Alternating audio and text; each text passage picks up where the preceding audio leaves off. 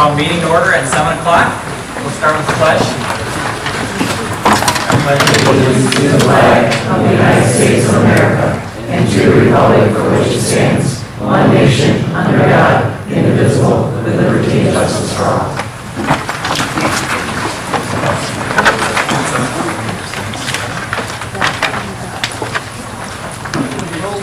Mr. Ryan? Present. Mr. Paré? Present. Mrs. McHugh? Present. Mr. Cook? Present. Mrs. O'Connor?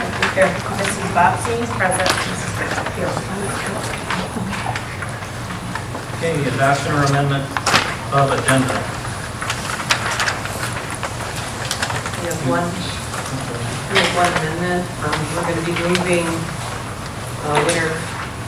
the winter coach recommendations. We're going to take that off of consent agenda. We're going to move it to new business.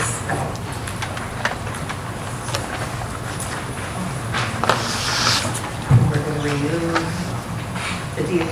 at this time we're going to remove G, the DSIP goals. So that's removed.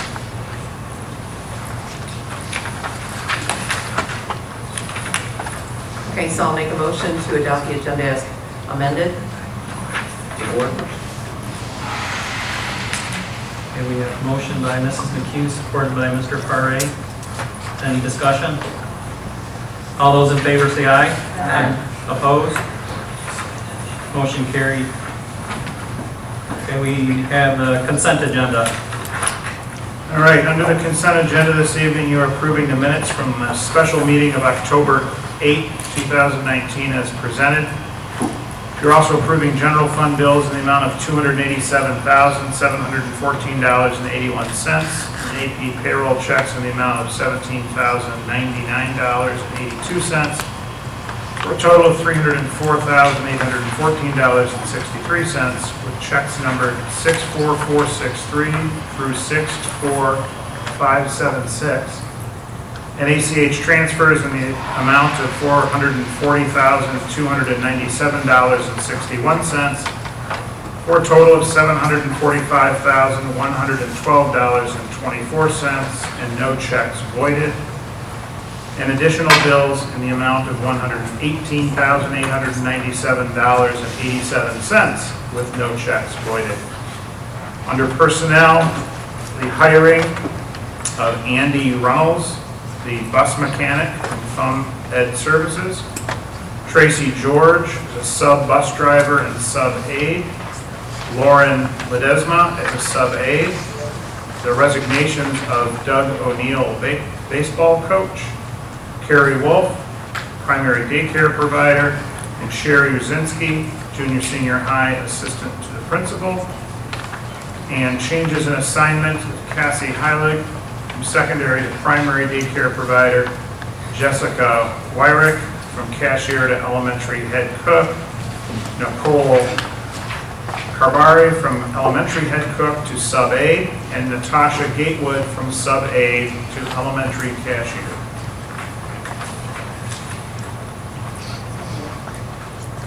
We have a motion by Mr. Cook, supported by Mrs. O'Connor. All those in favor say aye. Aye. Opposed? Motion carried. Okay, student of the month. All right, for the elementary, we have a fifth grader, Morgan Reschke. Come on up, Morgan. Morgan was nominated by his teacher, Mrs. Warden. And she wrote, Morgan has been showing outstanding citizenship since he started fifth grade. He works hard and demonstrates great responsibility. He goes above and beyond to help classmates and his teacher. Keep up the fine work, Morgan. Good job, Morgan. We'll turn this way.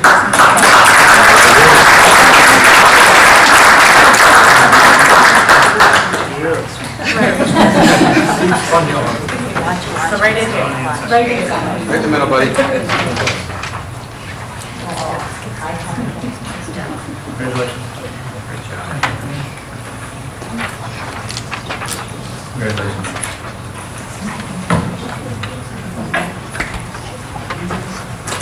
Smile. Good job, bud.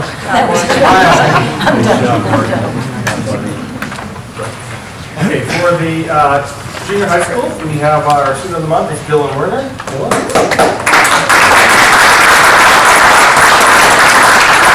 So Dylan He is nominated by Mrs.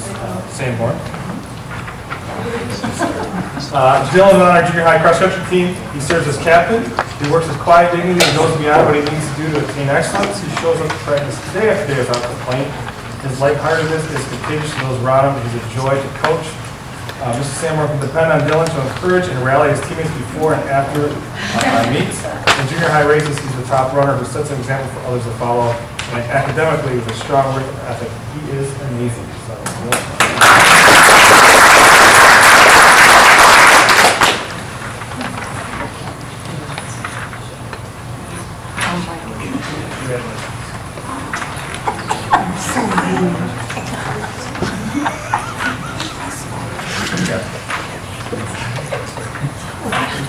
Looks exciting, doesn't it? And so, secondly, we have a high school student as well, Tyler Carlson. Oh, yeah!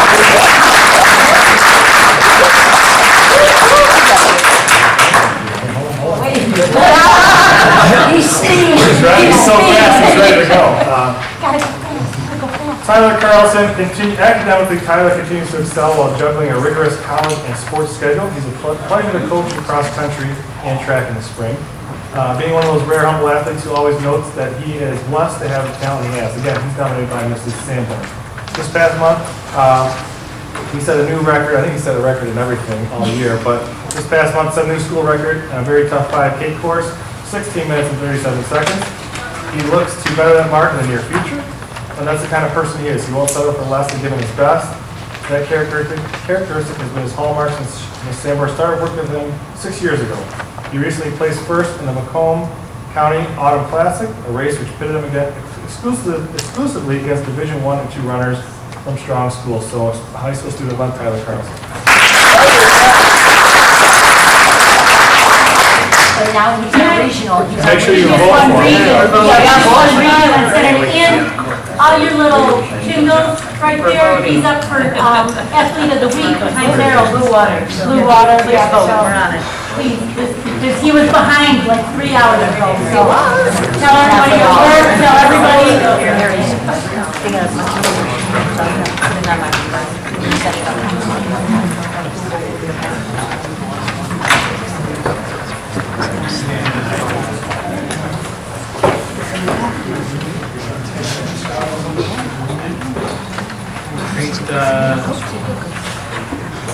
Next up is the poster contest.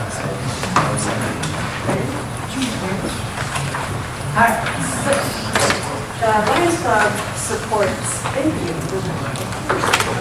a peace poster contest, and Loretta, the Long High School, our teacher, has been wonderful this year in taking part of picking the students to do this. And so the Lions Club has decided to put a $175 and a $50 prize for the first 3 places. And so this year, they're voted on by all of the Lions at the meeting. She picks top 10, and then we vote on the top 3. So this year, these are the top 3 winners. And so we have Isabella Nelson as our first place. We have Rose Piano Van second place, and Lisa Kowski is third place. Great.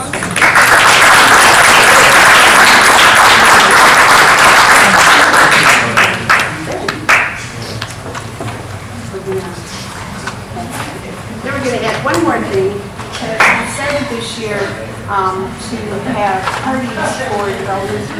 We have a LEOs, a high school Lions group of students. And we have started this year to host holiday parties for developmentally disabled adults. And we hold them mainly over in the elementary schools so that we have the ability for handicap accessible. And so the Lions Club has 2 certificates of appreciation, one for Susan McKenzie, one for Brad Whitney, because they have been super in helping us to be able to get into the buildings and out of the buildings and to put on these big parties that are well attended, and they are having a wonderful time. So,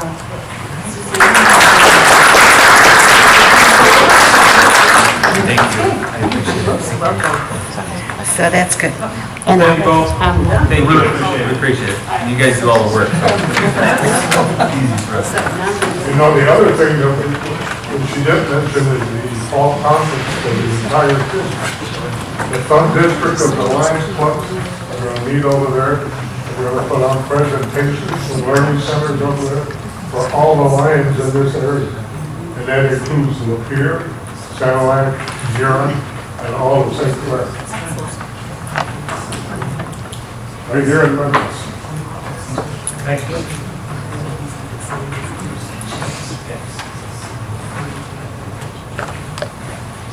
Nancy, were those being displayed anywhere? Okay, Yeah. yeah, they will. Slow. This one will not. I have to send this one to the district, now it goes on to district competition or whatever, but the other ones I'm sure show up. Where that goes is the district, if she wins the district, goes to state. And automatically, if she wins the state, it goes right to the World Trade Center. And there's lucrative prizes for that. So we're going to make sure she wins the district. All right, thank you to Lions. All right, item C is the unique grounds and supplies. Mr. Sape, come on up. We had Mr. Sape out here, gosh, it's been a couple of months, but he did a huge fundraiser for us. Him and his crew did a huge fundraiser out at the Bell River Golf Course. So tonight they're here to make a nice donation. We were able to raise $15,500. We're donating that to the school district.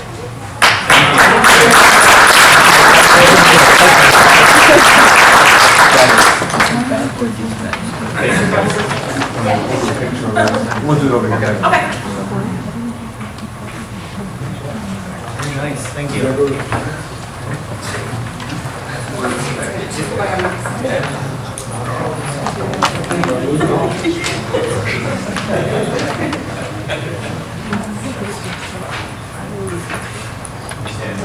Yes.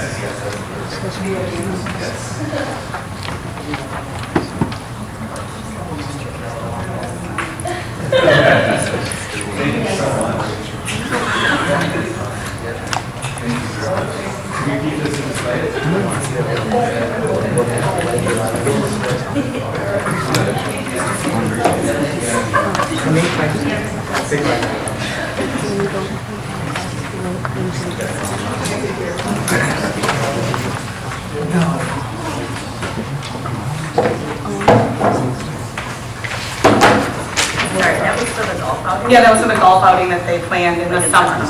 Yep, or it was in the summer, July. July, August. Yeah, they planned a really nice event, so it was awesome. All right, next we have Mr. Bailey here to present the financial audit. Thank you. Pleasure to be here tonight. I handed out a copy of your annual financial audit. As you know, your contract with our firm each year to do your annual financial audit. So here, I just briefly go through it. I handed out a main binder, about 50 pages, but I've also handed out a clip notes version, which we'll try to go through real quickly. Everything looks good. Good financial condition. We'll show what we go through. Just pass the title page. Page 1 on the handout. One of the first things in your audit report is something called the independent auditor report. It's technically the only portion of the report that belongs to Stewart, Levy, and Local, our firm. It's where we give an opinion on whether your financial statements are presented in accordance with general accepted accounting principles and government and auditing standards. And you have what they call unmodified or clean opinion. That's the audit report. After you approve it tonight, we ship it out to the Department of Ed, as well as some of the federal agencies that you get federal grants from. They're all looking at the opinion as well as a number of other things, but the opinion is one of the first things they're looking at. It's an unmodified or clean opinion. The next two items, we're not going to spend a lot of time. The next thing is the management discussions and analysis. It's about a 6-page letter in your audit report. It explains to the reader a little bit of summarized information about how your financial statements are put together, and some summarized financial information. We're going to talk a little bit more detail than that tonight. That letter is required to be in there to get that unmodified opinion. The basic financial statements consist of really 3 basic things. The district-wide statements, which is really a commercial set of financial statements, and we'll just briefly touch on those. The fund financial statements, that's the traditional way schools have reported probably for the last 30 or 40 years. And then notes to the financial statements, which gives the reader a lot more information about accounting policies used by the business office and so forth. Roman numeral 4, one of the first things is that district-wide financial statement. That is a commercial set of financial statements, and basically what that does is it includes all the assets of Memphis Community Schools and all the liabilities. So buildings, the value of the buildings, all the bond issues are recorded there, things like that. We just put it there just so when you're looking at your financial statements, I want you to become aware that there are two sets of financial statements. Also at the bottom, you'll see it's in brackets. Almost every school district in the state of Michigan, commercial set of financial statements would be actually in a deficit condition.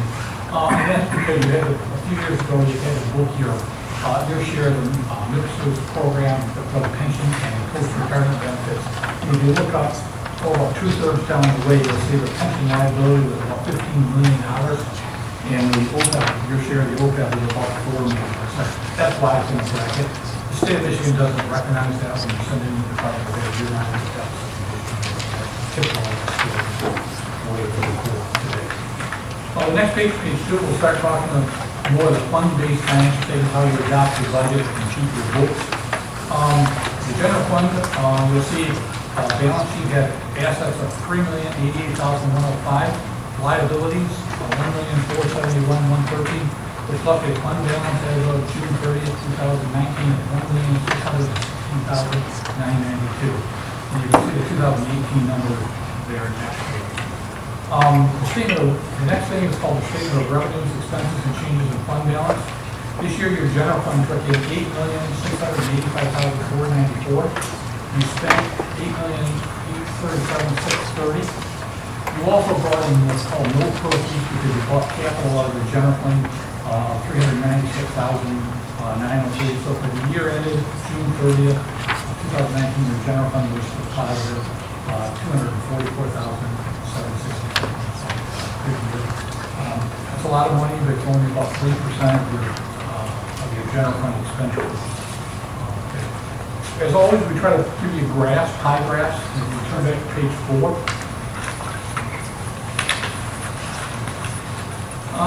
This just gives a pie. Page 4 is your general fund revenues by major source. And you'll see the percentages are exactly the same almost from year to year.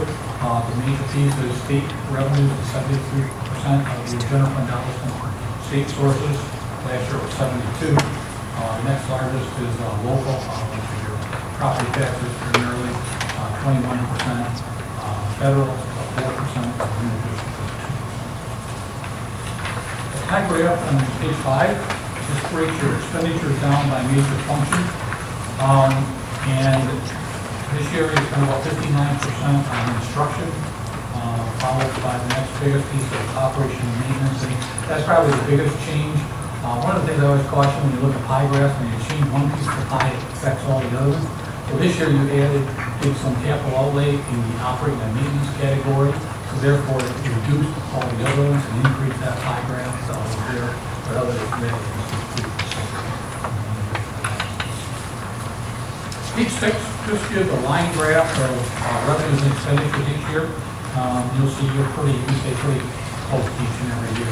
Some years slightly above, expenditures are slightly above, some other years revenues are slightly above. The last couple of years are slightly above your expenditures.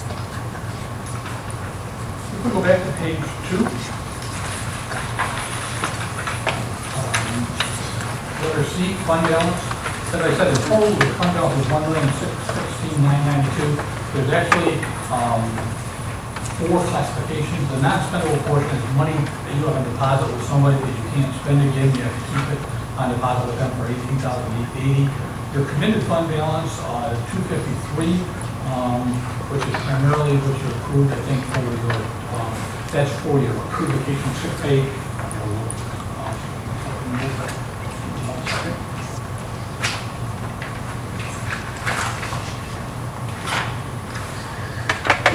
For your vested vacation sick pay, your employees retire, you have money set aside each year that you set it as a committed fund balance of $253,559. Your assigned fund balance of $389,600 767, which is set aside for buses, other capital improvements, facility renovations, and the 1920 budget. You had estimated when you approved the 1920 budget that you were going to use up about $169,000 in the budget, so that's $389.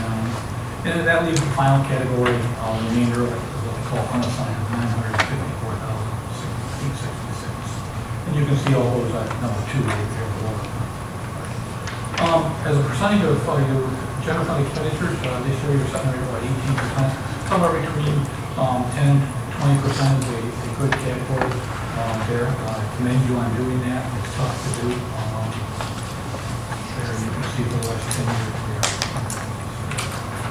It's great. In addition to the general fund, you have to use a fund called a special revenue fund, which is a food service fund.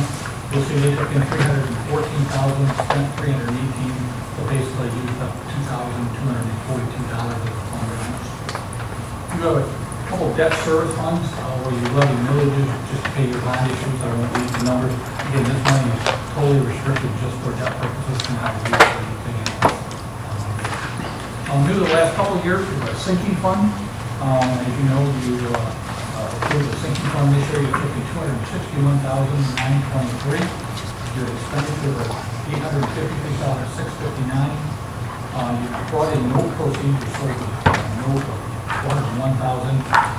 So you actually had expenses over revenues of $190,459. Your fund balance at the beginning of the year, $216. So that was your fund balance as of June 30, 2019, $26,080. That is a real quick synopsis of the report. In the back of the report,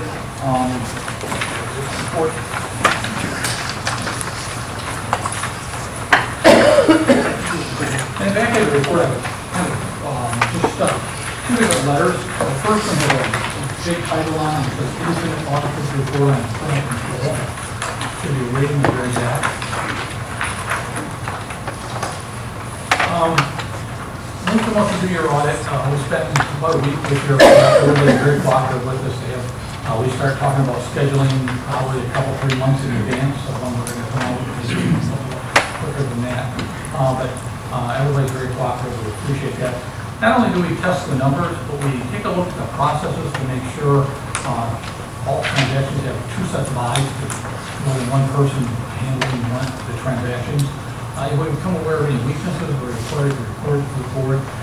This year we just have one that we suggested. It's called, the very last page, it's called lack of segregation of duties.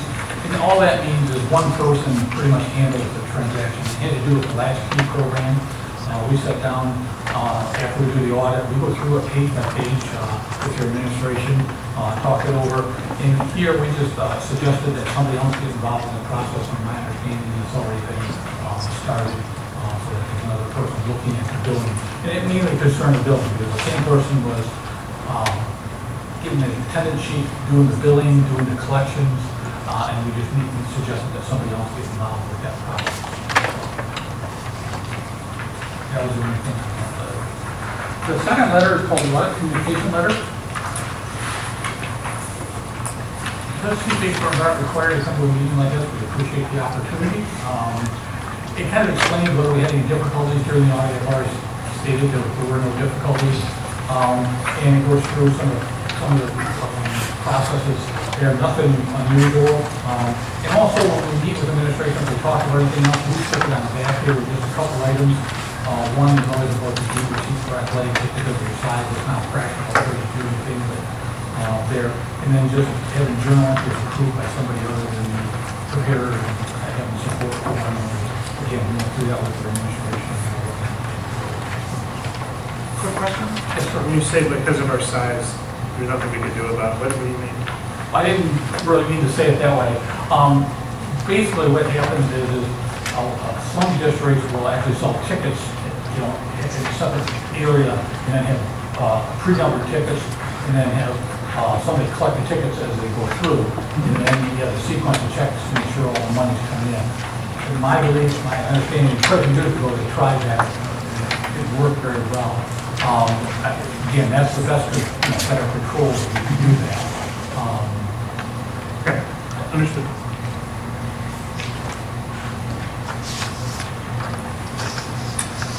Thank you, Paul. Thanks for the pleasure to work with you. Thank you. Any other questions for Mr. Bailey? Thank you very much. Good evening. Thanks.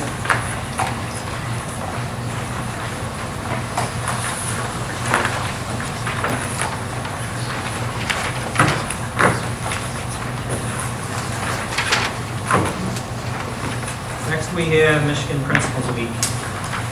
Well, in honor of the Principals Weekend, we want to take a second and thank Susan and Matt for all the hard work and recognize them for everything that they do. So we got them a little token of appreciation for everything. Thank you very much for everything. Susan, thank you very much for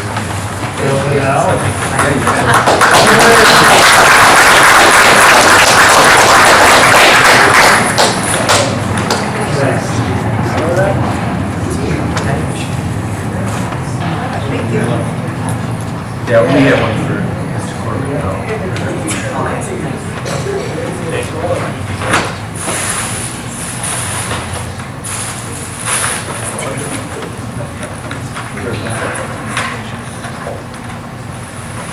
Mr. Oki with the athletics report. Yes, hi, good evening, everybody.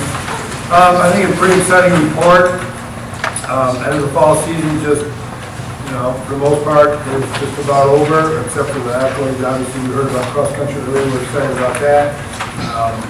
They're going to this, state this weekend on Saturday. So we're very proud of them. John has already done, the whole team's done. They haven't only excelled on the running course, they've all excelled in the classroom, they've done a fantastic job.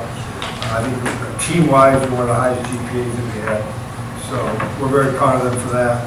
Our football season just concluded on Friday night. We had a great parent night for the football team. We had senior night for, for the three seniors that are moving on. We played football here for 4 years. And we're going to definitely miss them. And the cheerleading senior night as well. Very well. We have 6 seniors that are leaving, and they've done a great job. We're looking forward to seeing those girls finish their careers in the competitive cheer, but on the sideline cheer, they've done a great job. They're out there with the football team, hot, cold, rain, or whatever, and they do a great job, and the coaches did a great job. And then also, we had the band, of course, parent night, and they had a lot to celebrate with their #1 ranking just a couple weeks ago. They won their competition. So it was just a good crowd, an exciting game. Unfortunately, we couldn't pull it out, but I think the future's bright for our football program. That concluded also our junior high program on Tuesday night, and there were a lot of parents here that were excited. People, the fans, even from the other team, when we scored a touchdown and we thought we won the Super Bowl. And so the determination, the hard play of those kids was just unbelievable. Saturday before, we have a co-op. We have some of our players playing with K-Pac, and they had their 2 games. There are 2 teams, the junior high and JV, which is 3rd and 4th, 5th and 6th graders here on Saturday. And that was a beautiful day. They followed our peak out that we had the week before, and there was a capacity crowd for Saturday. So it was a great weekend.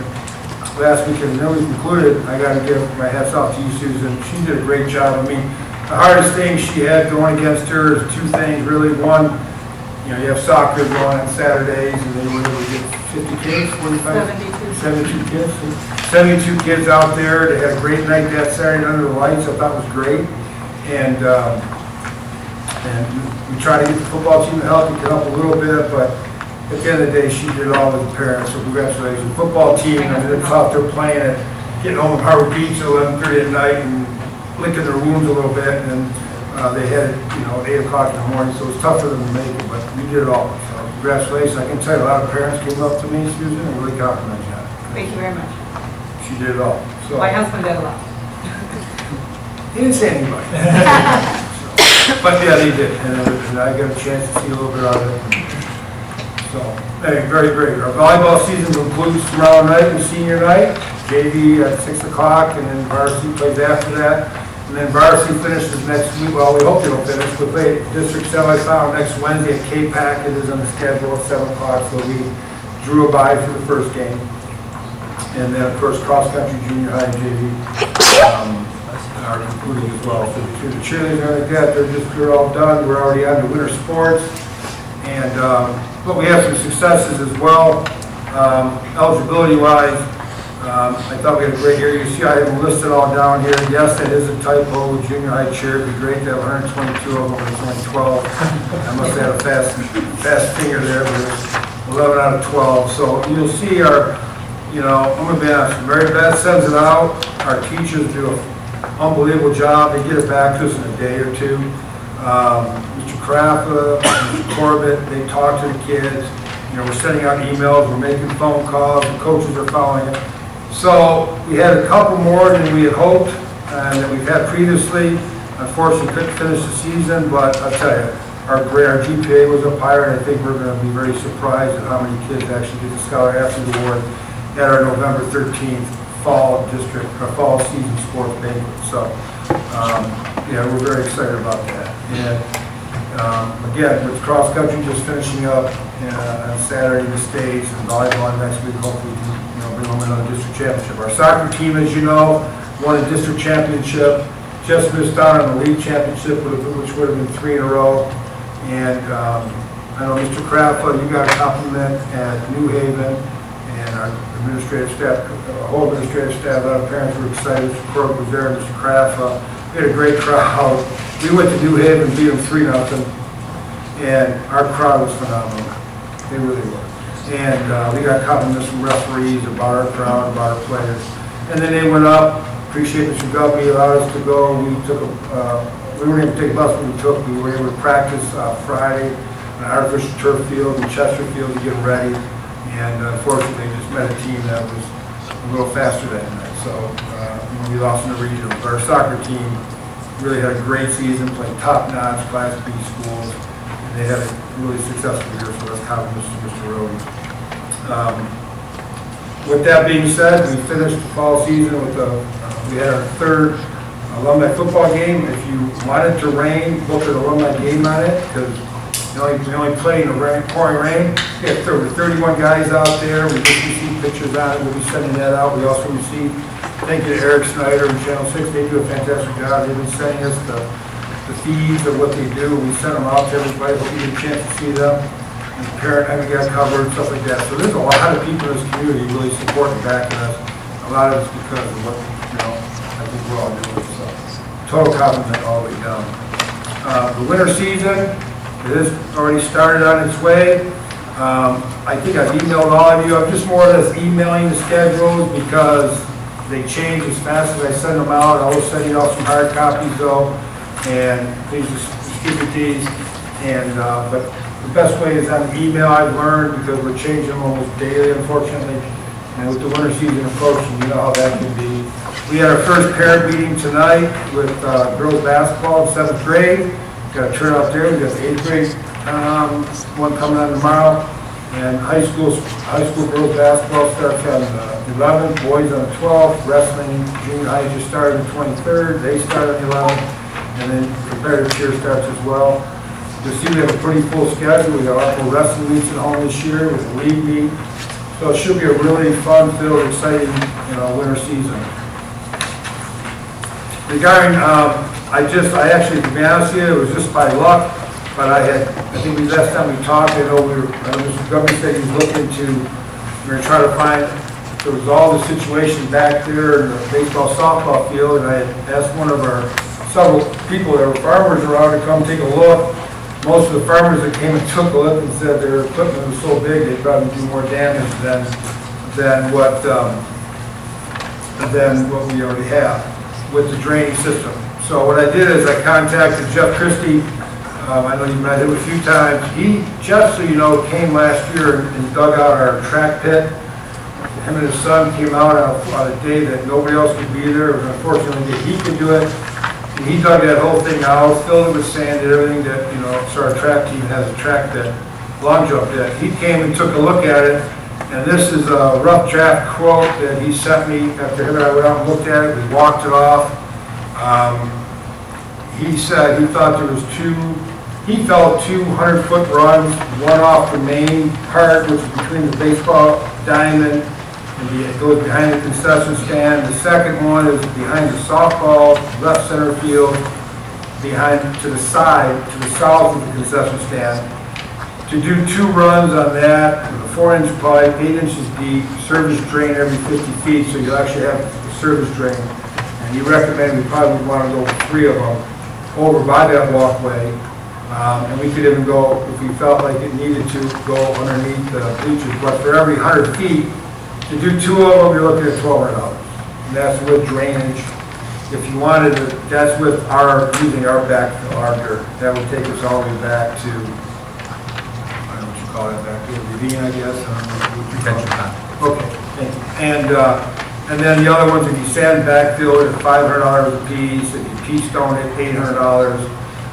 In summary, I actually thought we should do minimum of 2 back there behind the baseball field, because that can fill up horribly at about probably a 30-foot radius. I thought 2 would be probably more sufficient. And so he just broke it down in summary, an additional $600 for every 100 feet. That includes the drains and then of course everything that's out there. So, you know, a starting fee of around $1,200, and we just replace it with the dirt, not including grass seed. And he said he could do it with his work schedule, I think 2 weeks or 2nd week in November. I think he's got a wall there. And he thought he could knock it out one day, depending on what we want to do as far as, so just a starting point. And, yeah, I think he's done great work. He's done it before. It's not a crapshoot, you know, he's done it before. So, you know, if it's something that works, it could be great for everybody. More importantly, come spring season, it'll be a lot easier to get back there. So, I think that's it. Conclude my report. Is the second 100 feet run, are you talking about like from where the basketball nets are towards? No. And so if you go back behind the baseball dugout, Right, okay, the home team dugout, Right. it fills up about a 20-foot radius, right, give or take, I think. And it would be from that point there straight back behind the concession stand to that pond. right, The second one is we have a smaller one, probably about, I can't press here, but probably about an 8-foot, I think you would find. He can't even come around, it gets just too wet. So from there to that pond would be another 100 feet. okay, My thought process would be, you know, 2 where it could be, because we're asking people to park behind the school instead of parking in the handicap. right. Walking through there, so I thought 2 drain systems, which would give us 3. From the baseball, the back of the boys' baseball dugout, 2 of them going back there? Correct. Okay. And then one. 'Cause I know the puddle's really bad right there, but see the puddle again, closer towards the school. Was it puddling over there too? No, we're by the softball field, so if you kind of walk around that bend, So it's just there's those another 2 spot areas? over by that softball field. I mean, if it's raining that day, I think I know what you're talking about. Yeah. I think it's. It's like before you get to the boys' baseball diamond. Yeah, I know what puddles you're there. talking about. I don't think that's a concern. You know, where I can say, wow, people get one through. The other part, yeah, it's just, you know, I'll be honest, 2 years ago, I don't think we had this problem. I mean, it was maybe last a couple of days, but the way these winters have been the last 2 years, yeah. But it has nothing to do with, I don't know, I think maybe Brad said about paving or anything like that. It's just about putting in the drain system. And so I thought it was starting. Did he do a recommendation for the sand or the pea stone backfill? What he recommends? I think if you recommended it, he said just Keystone. The pea stone. Is that normally what they backfill with? Is the pea stone? You see better drainage from it. Is that per run, or is that just for the 2 runs? It's $600 per run. But it's 800 more for the piece stuff. So 2 runs would be 2,000. Yeah.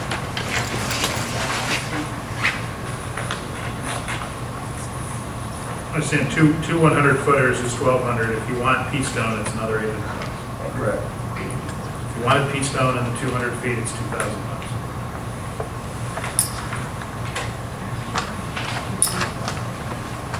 Oh, I'm so sorry. Do we have other, I noticed there's other bids somewhere. Yeah, I'm not sure why it's outside. Was that where Craig got a quote too? So originally, we had called some companies to take a look, see what they thought. 2 companies returned 3 paving bids where they bring it up 3-4 inches. Uh-huh. Water still in the puddle on both sides of it, but path to be dry, in hopes at least. The other one did provide a quote for doing the drainage. One difference is that they would be doing some drains on the left of the path, so the bleacher side of the path, going under and then running to the retention pond. So they were higher for sure, but they were doing a little different plans. We did not have a third one yet for Steakhouse.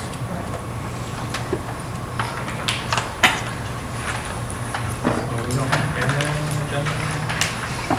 In a report. I'm sorry, we missed the motion for the audit report. Thank you, Tracy.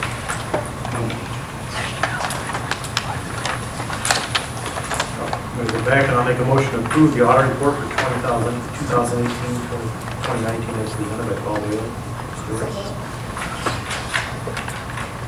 Motion by Mr. Price, supported by Mrs. Bossy. All those in favor say aye. Aye. Opposed? Motion carried.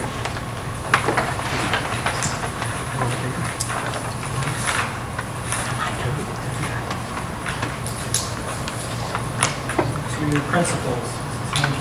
All right, I'm going to have some presentations, let's go through my report really quick. We had 96% of our parents attending Memphis, which I thought was great.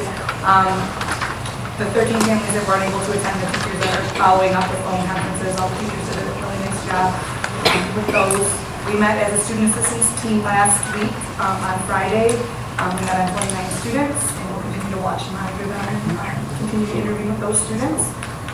On Halloween is our Harvest Hustle. It's a 5K, and we're looking at this one. We'll see. We're sending our team for the second year of START training, which is the statewide autism resource training. It's a very intensive training, and it was once a month last year, and that's about every other month this year. So we're excited to finish that training with our team. We will be doing impact walks again on November 6th. With our recent consultants, and we will continue to monitor read aloud instruction and have the teachers set a goal for what they want to work on this year as far as read alouds are concerned. Our PBIS guru, Joe Zima, was out, and we've completed Tier 1 for PBIS, so we'll start this year with implementation of Tier 2 for PBIS. The team did an excellent job with the implementation of Tier 1. We look forward to continuing that. And I think that's about it. On the early release day, our teachers were able to get a lot of training done on the new writing rubrics, and that was exciting to see. And they'll continue as a team to learn about those. That's all I got. You're welcome. Well, good evening, everybody. I'll go ahead with the junior senior high school report. Just a couple of things I want to point out. First of all, last week, 2 weeks ago, October 16th, our juniors took PSAT. It was Monday. PSAT test. We took it in the morning. We're looking forward to results at some point soon. Soon. And the general consensus from students is that a lot of them felt good coming out of the test. I don't know what that means, but that's what again, that's PSAT, so the real test comes in April, and the actual PSAT. We'll see how it goes. Hopeful that the PSAT shows us some good data and show the students and make the changes as they just see fit when it comes out with the big test. A couple of points, things to point out. October 18th, our sophomores visited Blue Water Controls for Manufacturing Day. Reese actually had our students' picture on the website with the member students on the side, and so it's pretty cool to use that. But we got a letter, feedback from Blue Water Controls. They were very excited to have our chance. They were all very respectful.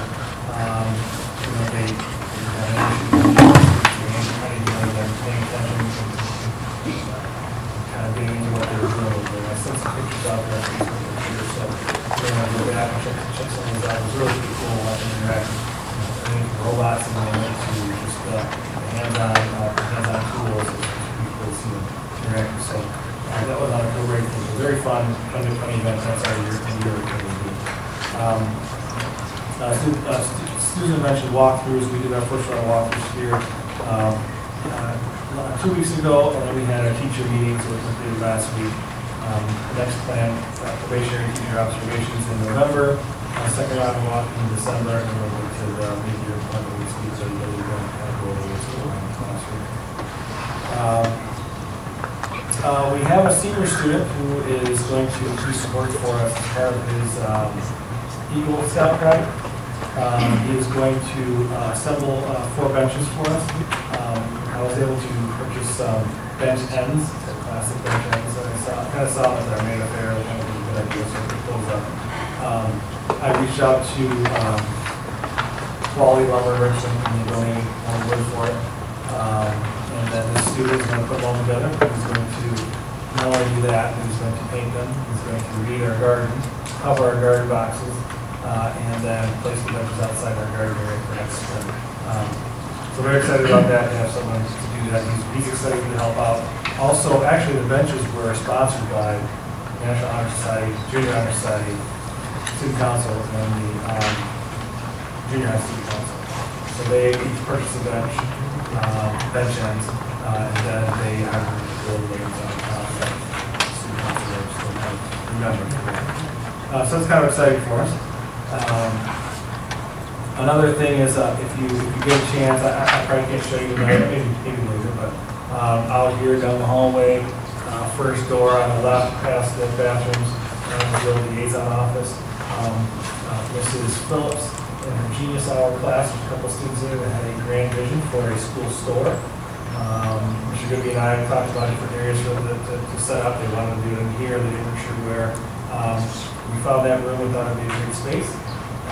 Over the weekend, they came in to paint, started to get it set up for a school store setting, and it's all painted there right now. Making some touch-ups, it's not finished, but it looks really good. And the girls and the parents did a great job on it. So we're hoping to have a school store here before year's end. And funding, donations are coming straight from the parents.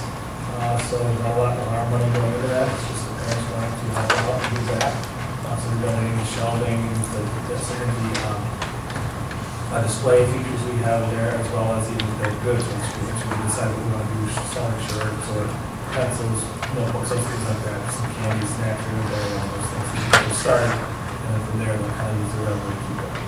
We're excited about having a school store. No name yet. I suggested the honeycomb, but I don't know if we can go for that. Kind of cheesy name, but last, a couple things about the parent night and senior parent night. We have Claire Nowinski, our NSU advisor. She had her advisor from Michigan State come out today. We had a lot of talk about the state of the football team, which is Michigan State football team. I know, I'm sorry. But he did say that the basketball team is right around the corner, so. We all wait for basketball season. But Ms. Nowinski's doing a great job. We had a FAFSA night for our parents. We had a senior parent night. She did send me some updates recently, and we are into the teens as far as completing FAFSA, which is for us a pretty good number at this point in the year. We're looking to get to the 30s or higher. That's what it was a few years ago, and $5 in our benchmark. She's working hard. She's doing a good job. She also meets with Ms. Yankee and myself periodically to see the state and progress of the program. And I will be, I'll be heading to start training with Susan in the group this week, on Wednesday. Kind of get an idea of Mrs. Meldrum, our special director, has recommended that I attend a couple of sessions this year, kind of see how things are going over there and kind of see how the program operates, so I'll be doing that. And I am part of a group also that has been going to behavior team training at least with special teachers, myself, Mr. Kroger, I believe it's monthly, so far. And it's just kind of another way for us to add another layer to our behavior interventions. So it's been pretty exciting for us. We have homework they give us every time we go. We go back and kind of analyze that and see more information. So it's really good program. Behavior program. That's just about all. I have a few other things listed here. We're still looking for a special education teacher. Last day was Friday. We have a candidate that is set to come in on November 15th from Indiana. We relocate, so we're hoping that that stays there.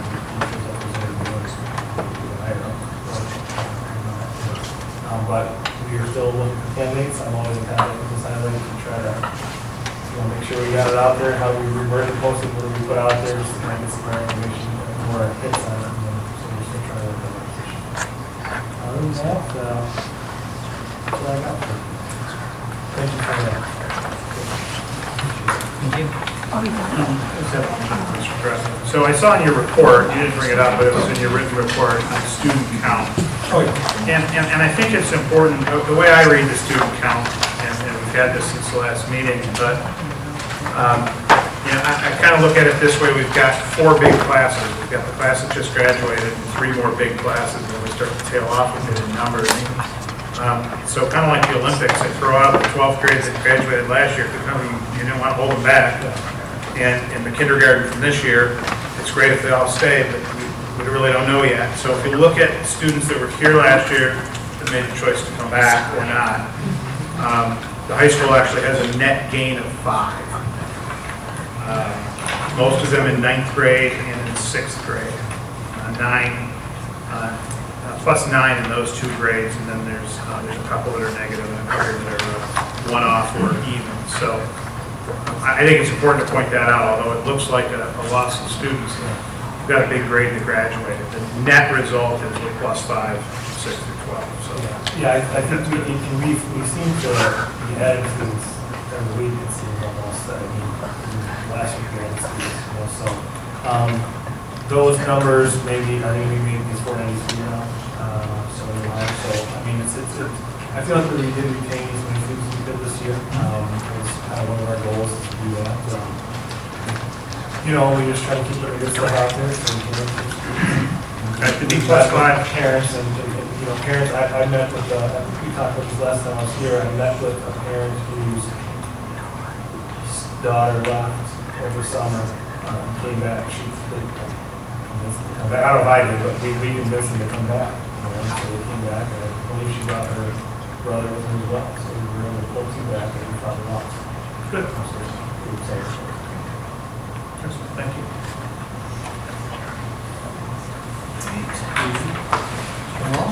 Hello, everyone. I'm going to pass out some here. Just a couple of things I want to go into a little more in depth that was on my report. So what I'm passing out right now, I did an analysis after the their final audits, comparing our final actual revenue expenses to our final A3 budgeted revenue expenses. If you recall, when we passed the A3, the A3 budget, I had been here for about a month at that time, so really wasn't as familiar with the accounts and the general ledger as I am now. So I wanted to kind of dive into a little bit deeper to really see where the discrepancies were, where the variances were, to make sure, our goal is to obviously project budget-wise as close to actual as possible, so we're working with the most accurate information. So I included just the comparison in my report, and then what I've got for you here is I went into each category, and I won't go into them in detail tonight, but if you guys have any questions, you can always feel free to ask. But in summary, what I noticed was the main difference, about 90% of the difference that occurred from A3 budget to final actual was a direct result of having some inaccuracies in the wage and benefit spreadsheets that were used to project wages and benefits for the year. So I went in, and you'll see in each category which features were affected. Now, it's important to note that all actual expenses were recorded properly. This is only the budgeting portion of it. So a lot of them were the rates that were used for benefits were inaccurate rates, and some of the salaries were inaccurate as well. So I went in, noted all the ones that were inaccurate, corrected them, and moving forward for 2019-20. I'm confident that it's accurate moving forward at this point, and we'll continue to monitor and assess changes as they come through with staff changes and everything else. The other important note is on this is that our final A3 budget projected a fund balance of approximately 60%, just over 60% for 18-19. That budget, as Paul had mentioned in his audit review, was actually 18.3% funded. That was our actual final for the 18-19 year. So if you look at the preliminary budgets that were included in the board reports and moving forward, the 2019-20 preliminary budget, I adjusted the essentially beginning fund balance, which was the final 18-19 fund balance. I adjusted that to actual now. So when we had originally passed the preliminary budget for 19-20, we were expecting a loss of essentially $169,000. So that was going to, the net effect on the fund balance it was going to take it down to 14.42% from 19-20. After the final actual numbers, our projected fund balance at end of 19-20 is now only 16.41%. So just kind of make sure that you're aware of that as you're working through those. And the other piece of that is now with the A1 adjustments that I'm currently working on, that I will have for the November board meeting. That number should look even better as we kind of get those expenses more and more accurate with our budget adjustments. So, Good work. thank you. So then we got Schenkel. Athletics?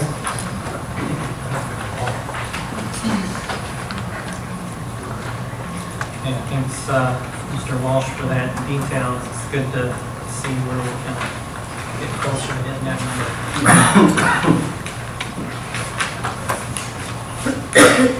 Great. Any other reports?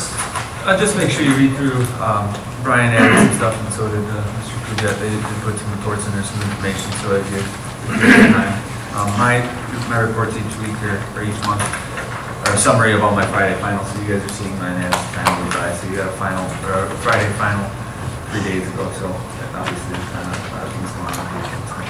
Just those are in there. I guess I have a question on the maintenance one. Sure. I thought he was going to be here tonight. Yes.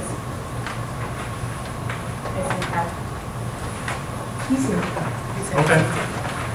So, I mean, I'd like to talk about this, the fix out back. And I think if we wait another month, it's going to be too late because the snow's going to come and we're going to be done. We're going to be in the same boat, no pun intended, next spring back there. So if we're going to do something, I think we got to make a decision. So I would just ask, do we have any, what's our other bid? And The other bid I sent to you last week, $6,300 for drains on both sides. Mr. Cujo was able to meet with that gentleman and he gave us a sketch of what the plan was. Mr. Christie's obviously numbers look a lot better. I'd like to sit down and just make sure we're all on the same page of what it would be. And we would like to get that third bid, but we have not had anybody come in for a third. The two other bids for the repaving, at this time I'm not recommending to do that. Mr. Cujo and I talked about it and just let's try to make a fix before we repair the path. So if, we spend the money and fix that path, which I think that was for up to 25 grand, I think, for those repaving. I don't have them in front of me, but I think we need to fix the drainage problem before we do anything with paving. I agree with that. We need 3 bids over how much? The cost is I think it's at 10,000 this year, it's just over 10,000 to do that. It's just been our past practice that we've tried to get free on any of the projects we've done. We do not need to get a third if we're comfortable with the two and you want to approve a certain amount for Mr. Kujat to work with. That is something we've done in the past as well. I agree that we do need to try to get something done as soon as possible. What's the amount you need approval for? You can do let's say, so if we looked at this one not to exceed, you can go that route, like you said, I would recommend the piso and backfill, and I would think we probably need a little more than the 2 drains. I think the 2, like Drake said, just from the baseball area, and then possibly another one from over by softball. I got to reword my question. There's an amount that you don't have to come to us with. Correct. But 10-3. Basically, $3 grand. What's that? It'd be like $3 grand then for the three reps. If we went that route, but yes, Typically, we don't bring everything to that. It was something that was brought up at a board meeting. That's why I'm bringing it to you for discussion on it. It doesn't sound like anybody's gonna guarantee how good the drainage is gonna work. Correct. So I would take one of the drawings or sketch one it yourself, so everybody quotes the exact same. Yep, If you're firm, you want pea stone, then say, I want drains from here to here, here to here, and here to here. At this depth with pea stone backfill, we'll seed it ourselves, and that way you get the two guys quote the same. So right now, Absolutely. right now you don't have that. We do not. No, I didn't contact Mr. Christopher that he had offered it up. Yeah, no, I'm. Good going too. Yeah, absolutely. So we can move forward with it and have some work done as soon as possible. Okay, I'll make a motion to amend the agenda to add item M, quote for the baseball, softball field drainage. Support.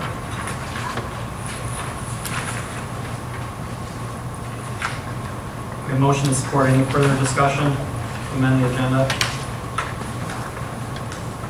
All those in favor say aye. Aye. Opposed? Motion carried. Anything else for reports? Okay, next up we have the audience participation. This is the opportunity for the audience to turn in audience participation forms. They can come forward and speak to the board. It's limited to 3 minutes. And student names cannot be used. And typically the board does not respond to the audience participation because we want to gather all the facts ahead of time. So we have one. We have one, John Lemansky.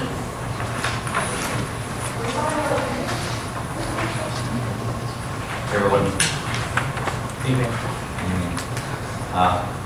Had a couple things. One, I think from my perspective, based on a recent issue, policy 1200, maybe there needs to be some exceptions to that. And specifically, if a parent comes and says, I have a concern about confidentiality and potential retaliation or things like that, there should be some exception when the meeting could take place and not be pushed back saying that you have to go talk to that person first.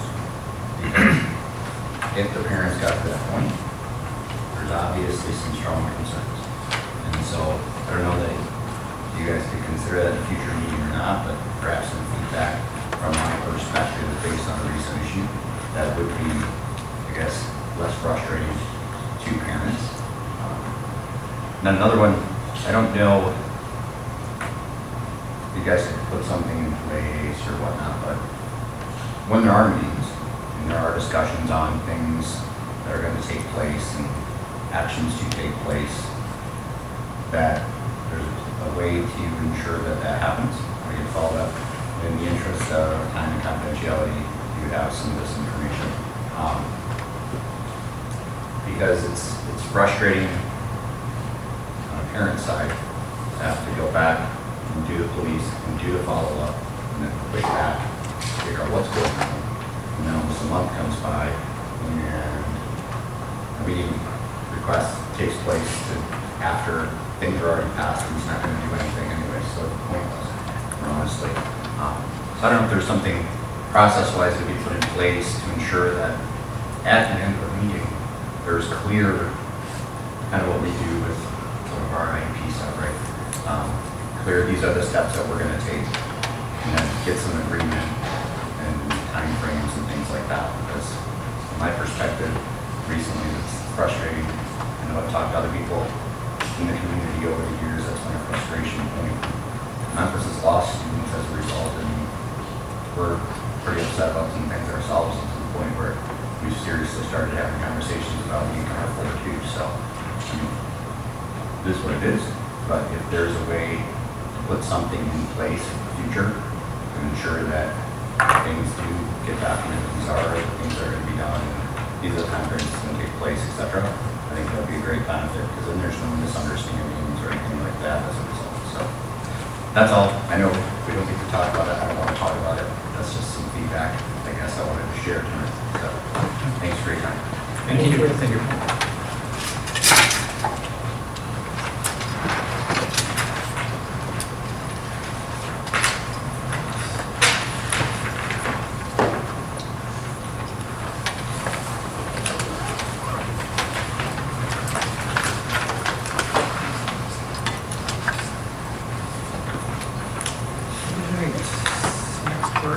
to correspondence.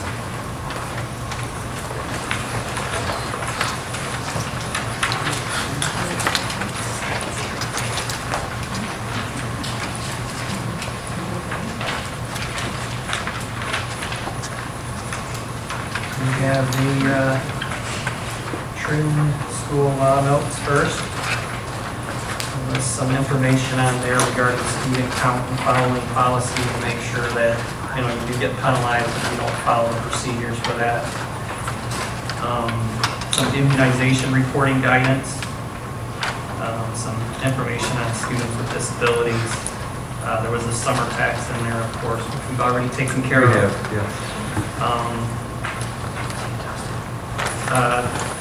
They noted that there's been a lot of things brought up recently about voting remotely and how HOMA is impacted by that. So we don't do that, so not an issue there. And then there was also some details on real estate agreements that schools enter into, making sure that proper steps are taken there, vendor contracts, and then some detail on family medical leave act. Quite a bit captured in there this month. Did anybody have any comments on the law notes? I just had a question that would be covered under point E and two. Okay. Yep. All right, next we have a thank you note from the Chief Deputy Superintendent. So she wrote a nice letter in and was complimentary of the staff. So thank you guys for being good hosts. And then Taylor Krieger won an academic competition at SC4 for radiologic technology, first place. So another good success by a Memphis graduate. And then lastly, we had the Memphis soccer photos. I think that was in Macomb Daily. That was a good article there.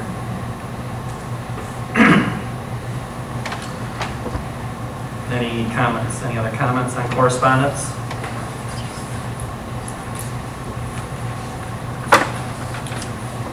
All right.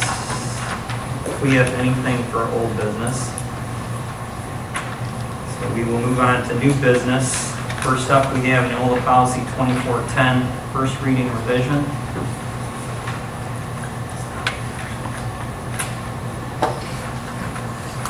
Make a motion to approve the first reading of the NOLA Policy 2410, prohibition of referral or assistance as presented. Support. Motion by Mr. Paré, supported by Mr. Cook. Any discussion? We adopted this policy back in, or actually before that even. It's one of the new policies that's a hot topic. They've changed some of the language even from the last 6 months. So it's one that we wanted to stay on top of. There are other policies that have some amendments, but it's not anything that we need to take on. This was one of the priorities, so that's what we're going to have to. It was kind of difficult to drill down and find it. Did everybody have a chance to get into it? Okay. It would be a lot easier process when you get everything adopted instead of having readings and going on and trying to amend ones that we've already adopted. So it'll be twice a year when we get all of our policies adopted that we just bring a pack of revisions. Yeah, so I guess, in a nutshell, they're kind of rewording what kind of penalties there are for staff if they do that. And instead of $100,000, it goes to 1%. So yeah, it's going to vary with the district. Obviously, it's a little more proportionate.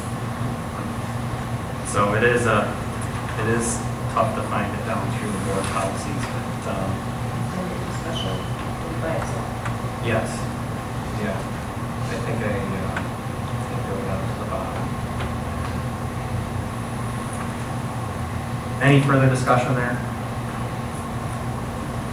All those in favor say aye. Aye. Opposed? Motion carried. Next, we have NOLA Policy 2464, programs for gifted students. motion to approve the first reading of Neola policy 2464, program for gifted students as presented. Motion by Mrs. O'Connor, supported by Mrs. Bobstein. Discussion? Is this a first reading? We pulled this one when we originally did the 2000s. Laura and I went back through our notes to see exactly what, I think that we were leaving the policy in originally. I think we were going to remove the policy because we don't have programs. So we're leaving the policy in, but not putting any of the, I guess, the factors inside of the options with it. It gives us the policy that we can go and make amendments to at the time they adopt the program. So we have a program for elementary, we just don't have for the junior senior high, right? Is that what the A3 is? Yeah, somewhat. Would you consider it a gifted program? It depends how you want to define There's it. certain speculations that a gifted program have to meet, so I don't know if it's technically gifted, but we do have it for students that are performing the highest in our students. Right.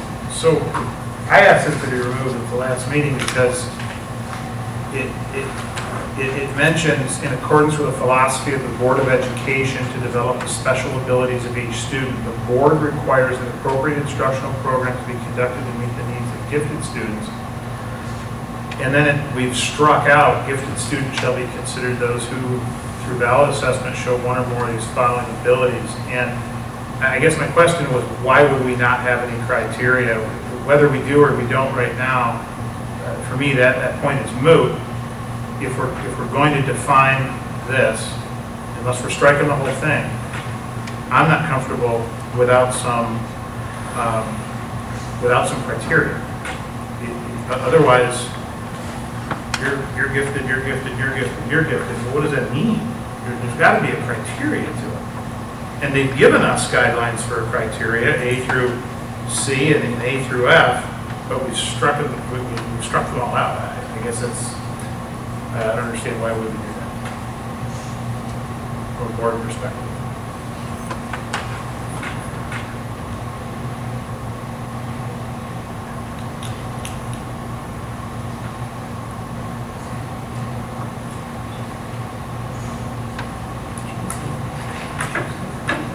Well, and we're looking for that. We don't have any policies right now. We do not use any criteria to identify gifted students. That's why we did not have a recommendation on any options. We are open and we can look at it however you guys like. That's why we brought it back to you. So, any of the options that the board feels. Just to be clear, we do have certain criteria around A3. Correct. Which is written.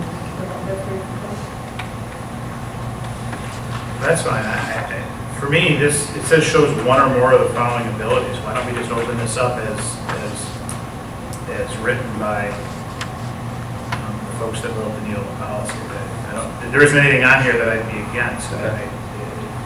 So evidently, nobody else is concerned about it because everybody else has spoken up. But I just think you can't have this policy and not have any criteria. So that's my view.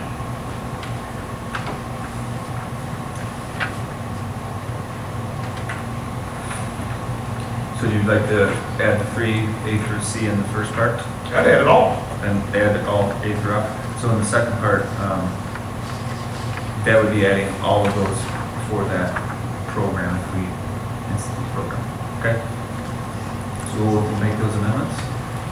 Wow, that's up to, there's a So, motion on I the would floor. step back and say, Absolutely.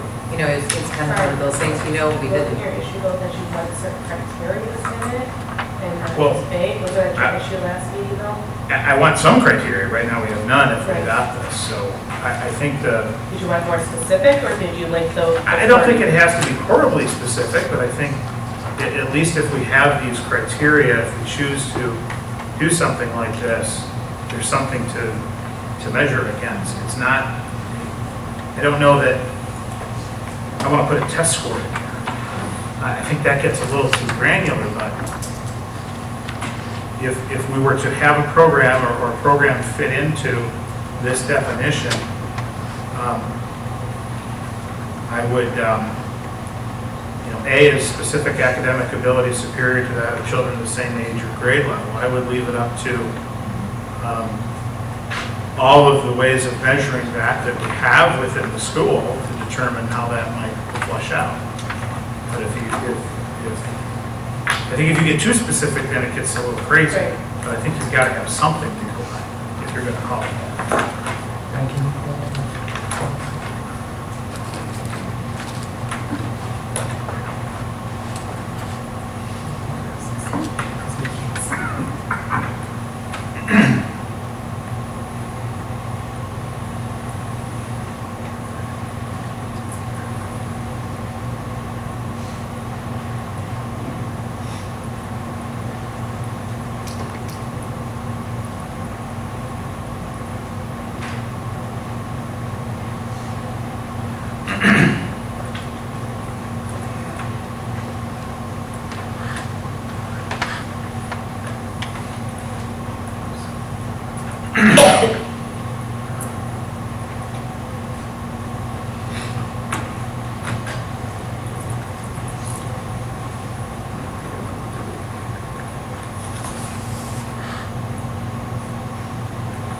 I guess by pulling that up, once it scrolls down, if I was going to make any edit to this, the only thing I would suggest is the learning outcomes of a program for gifted students shall be related to, I would leave A through F and leave it up to, maybe you reword that to say shall be related to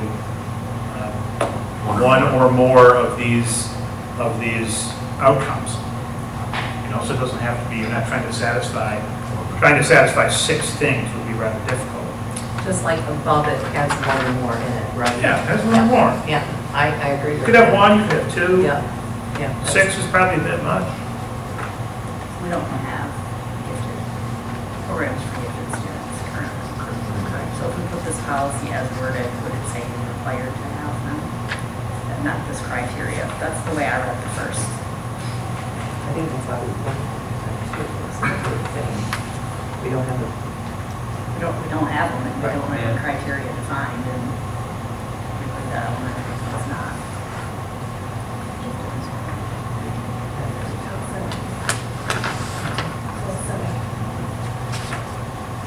So you could add can be conducted.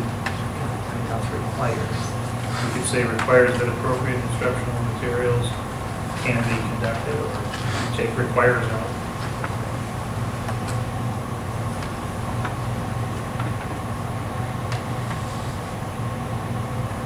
I don't mean, if we pass it as written right there, we're required.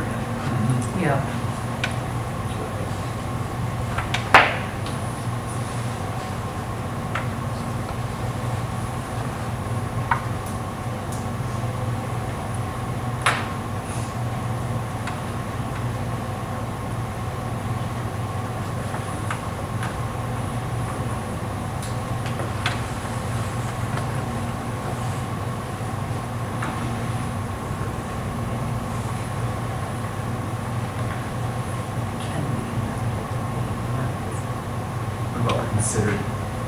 Considered conducted, if we put considered in there, it gives us some way for other Change criteria. from conducted to considered.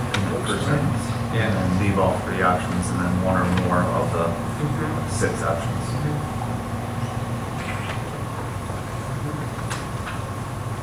That's the way to put that motion.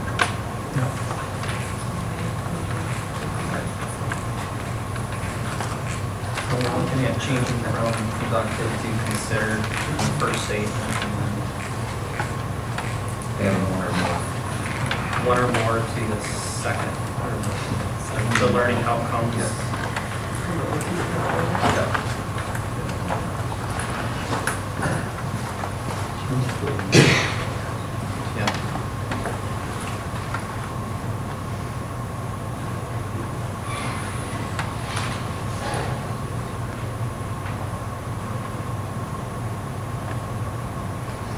And do I have an amendment to the motion? Yes, I will make a motion to amend the first reading of the old policy 2464 program for gifted students.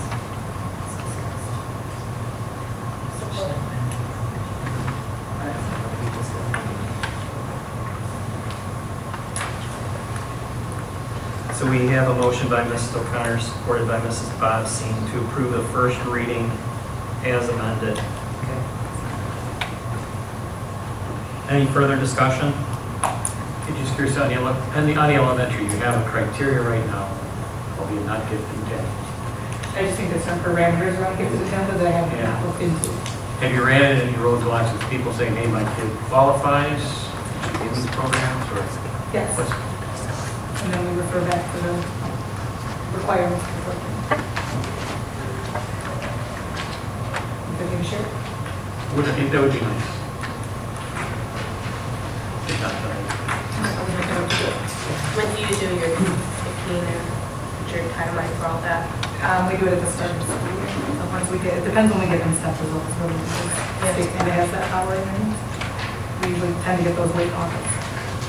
At the end of this school year, though, the teachers will recommend, and then we, Mrs. Kuhn holds on to that list, and then we combine the test scores for those students. Any further discussion? All those in favor say aye. Aye. Opposed? Motion carried. Item C is the GSRP contracts for 2019-20.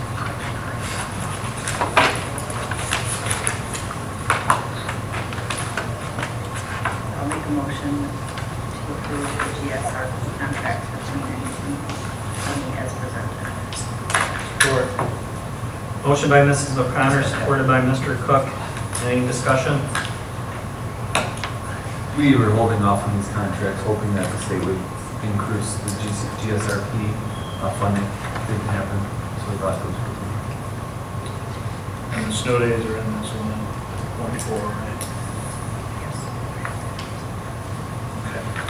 The GSCP program, is that the funding that you get for that, is that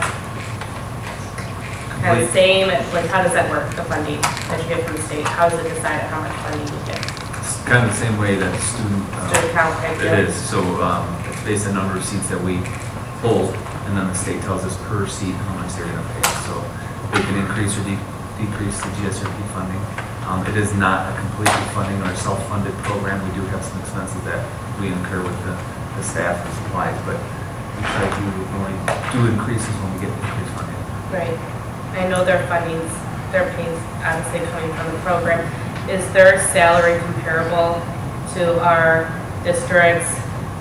Like Sandusky, we get compared, is the GSRP teachers getting paid the same amount as comparable districts?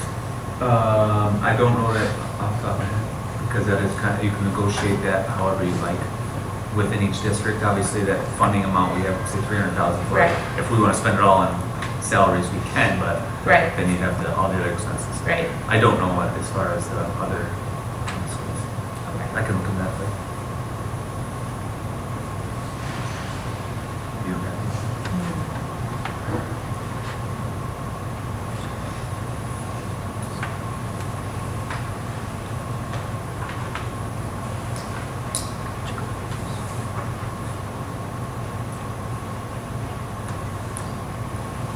They haven't had an increase in 2 years, correct? Yeah.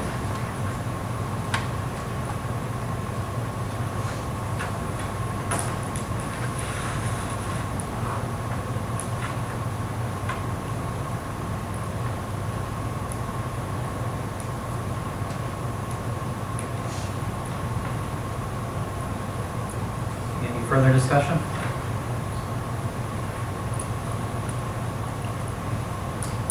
We have a motion by Mrs. O'Connor, supported by Mr. Cook. All those in favor say aye. Aye. Opposed? Motion carried. Item D is the instructional aid contract amendment. It's a new position. I'll make a motion to approve the instructional aid contract amendment as presented. Support. We have a motion by Mrs. McHugh, supported by Mr. Parre. Any discussion?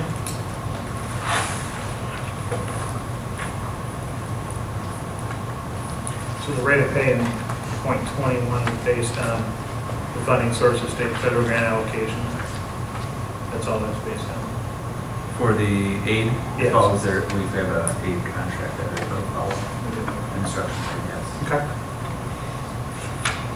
Hers with 20 hours, the only thing we wanted to put it on a separate because it clarifies that 20 hours for half days are worth a little less if she uses a sick day.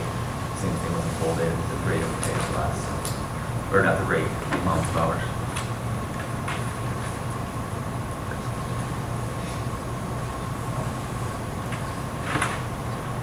Any further discussion? Motion by Mrs. McHugh, supported by Mr. Paré. All those in favor say aye. Aye. Opposed? Motion carried.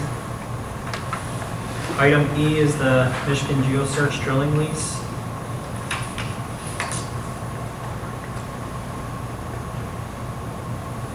I'll make a motion to approve the lease from the agreement for Michigan Geo Research Fund as presented. Search.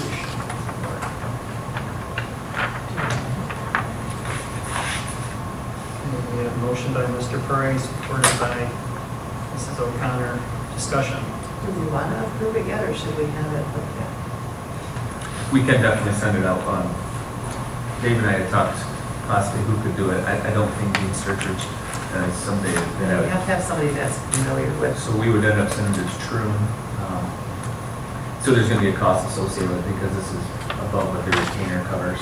So there'd be potential of, I would assume, a couple $100 for them to review it. They have people that, Yeah. they're broad, and so they have people that would, okay. Yeah. And if not, they would recommend somebody that would do it for us. Okay. Well, the first payment is what, $2,500, give or take? Yes. I would think it'd be $500-600 well spent for an attorney that specializes in this. I mean, we say, oh, they won't drill on the property, but Right in the middle of our yeah, baseball I field. didn't pass my Juris Doctorate, so Okay. I would have a lawyer look at it just to give us a little protection. They're going underneath us to get the castle. Right, but it looks like the surface is in that, and so we also want it, a clause in there that says that they'll be putting it back, when they leave, that it goes back to the way that it was, so. We don't well have 50 yards. No. Like, come on, we're done. Yeah, no, they need to do that. From experience, that's what I'm speaking from, so. Yeah, I'd just rather have a lawyer tell us it's all good. Do you want to do an approval of the contract with, I guess, lawyer approval? That would be that we could move forward. I don't know what their timeline is, if we can bring it back in November. But if you make a motion that says that, if we get a lawyer's approval of this contract. I'm fine with that. If you get a lawyer, that sounds good.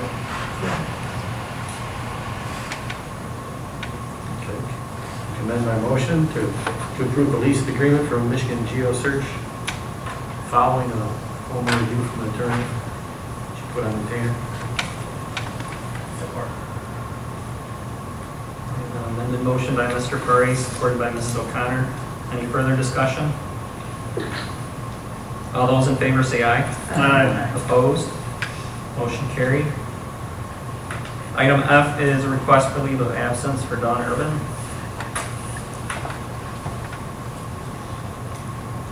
I make a motion to approve the request for leave of absence, Dawn Urban as presented. Motion by Mr. Cook, supported by Mrs. Bobbsey. Any discussion? 2 years sounded like a long time. It's the teacher contract is pretty clear in saying that if it's a tenured teacher, we shall grant up to a 2-year leave. It covers a bunch of reasons, and at the end it says personal or professional. So I think it covers everything.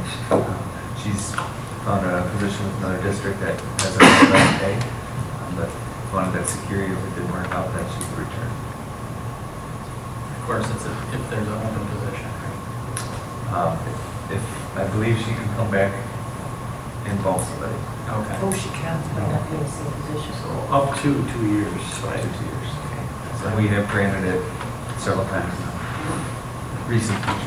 It's in the Recent contract. future. And it is in the contract. It is, yeah. I was listening to the opposite way. You give her a leave of absence up to 2 years. Could be up to 1. I would read it the other way around. That it's for 2 years? Oh, I see what you're saying. That's the way I heard it when it said that. Isn't that fair? Of up to 2 years.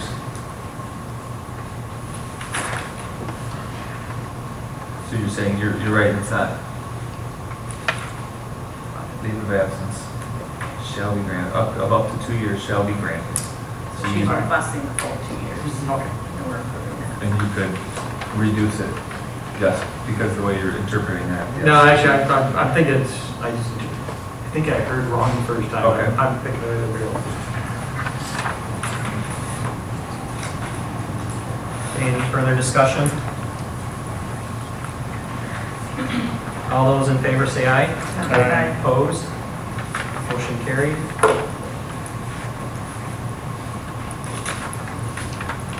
We removed the PSIT goals discussion because we're going to be talking about strategic planning later. MASB superintendent evaluation discussion for completion. So, and that was just by the recommendation of Scott that we talk about what goals do we want, or what areas are we going to identify to use for the last 2 months of the year. So, November, December. So I didn't know if we wanted to do it here, if we wanted to do it during superintendent eval, just to identify a few more areas, or if we want to do it the same way, and we can do, revisit it and send out 2 weeks in advance any questions, and we can use those areas combined with the ones we've already identified. I think we can discuss that within the eval, quarterly eval. I had thought this was maybe kind of our timeline for the next 2 months here of what we're going to discuss, and I think he had recommended that you do a self-eval in November. Yep. And then we'll come back maybe even before our final December meeting. Okay. Any further discussion there on superintendent evaluation completion? All right, next up, January work session, discussion date of meeting.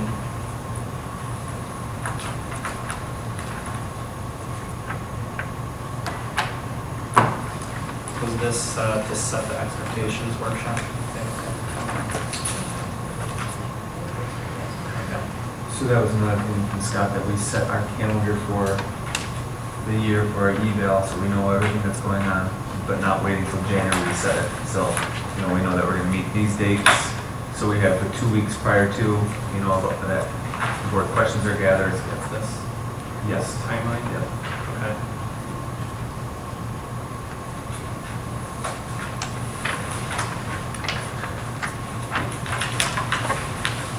If you'd like, I can put it together and send it out.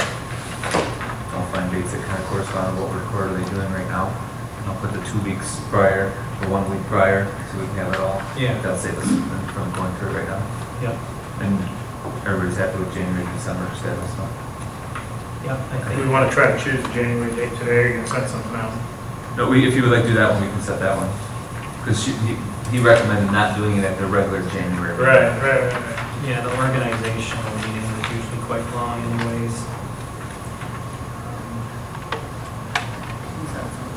You want me to send a doodle out? I'm sorry, but that's. Nope, that's fine. That's probably the right thing. Yep. Well, let's, put a ways out. Anyways.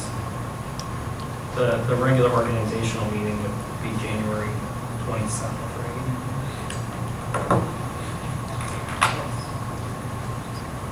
Monday before that's okay. January 13th.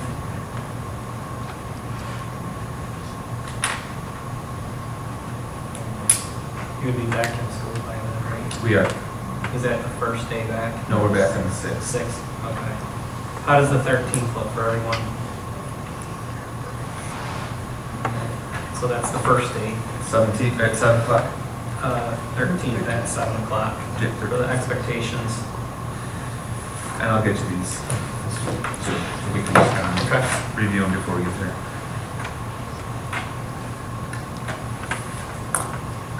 All right, next up, we have the strategic planning proposal. So we talked about spending some time at the beginning of the year working on a strategic plan for the school district, a 3 to 5 year plan. establishing some district goals. We got a proposal letter from MASB. It's about a 3 to 4 month process at $6,300, but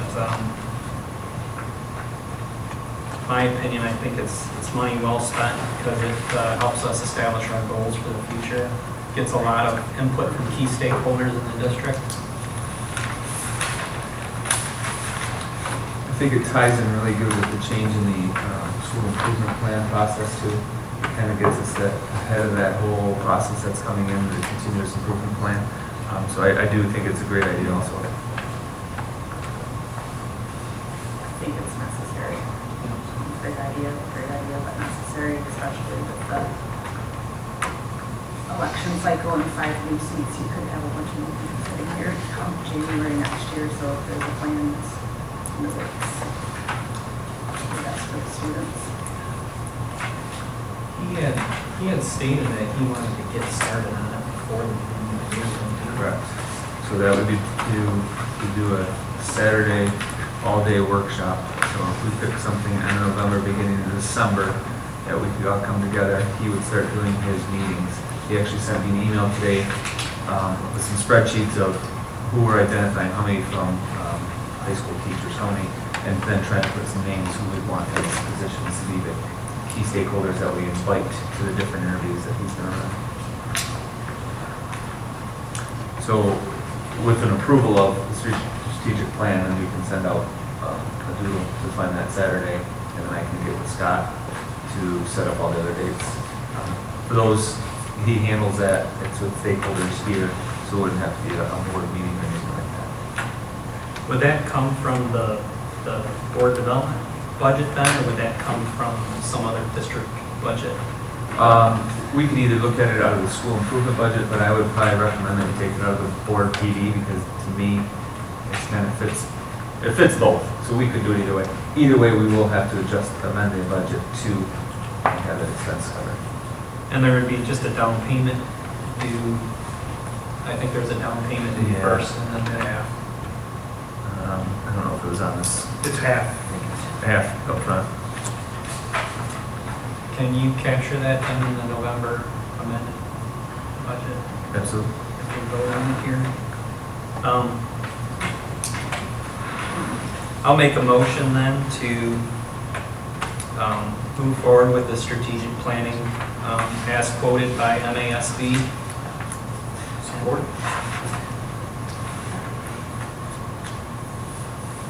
So I just have one question. Did he give us an idea of what the mileage, meals, and overnights might entail? I don't remember where he lived, or if he'd be doing it. We're probably not looking at a bunch of money there. No. Okay. So make sure we don't get a surprise with a $10,000 bill because the guy's coming from Houghton or something. No, and I did ask if Scott was available, and he is available. I thought he did a really nice job for us. Well, the gas station pizza is really cheap. Maybe we can get him to donate it. Just on the weekends. Well, I think we still have some of the free slices from the parade, so maybe we can pull that into those. Any further discussion? I'm excited to get this going. I think this is a really good step for the district. My motion is to move forward with the strategic planning services as presented by MASB, the quote.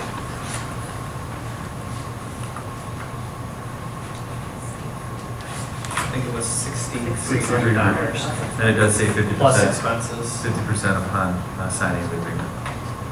And I had support by Mr. Paré. All those in favor say aye. Aye. Opposed? Motion carried. Next up, we have the November self-assessment for the board. This is an online self-assessment. I'll make the motion to approve the November board self-assessment to be completed by board members between November 3rd and November 16th, 2019. Support. Motion by Mrs. O'Connor, supported by Mrs. Bobbsey. So what I'll do is, I'll go online and open that on November 3rd. I'll do the first one, and then once somebody kicks it off, we have 2 weeks to complete it. So that's why I put the completion date on there. When are you gonna open it up? November 3rd. So, I mean, anybody could go in there November 3rd and really kick it off, but once somebody goes in there, the clock starts ticking.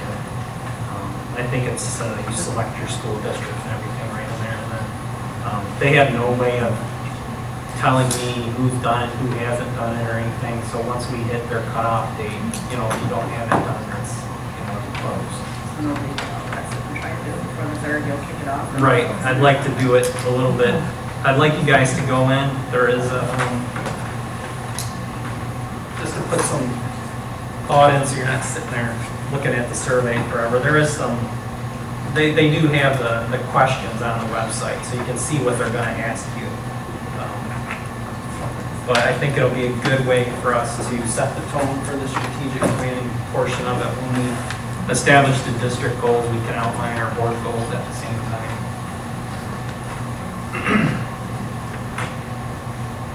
You just shoot us a note once you do it. Yeah, I will send a note out once I've completed the 3rd.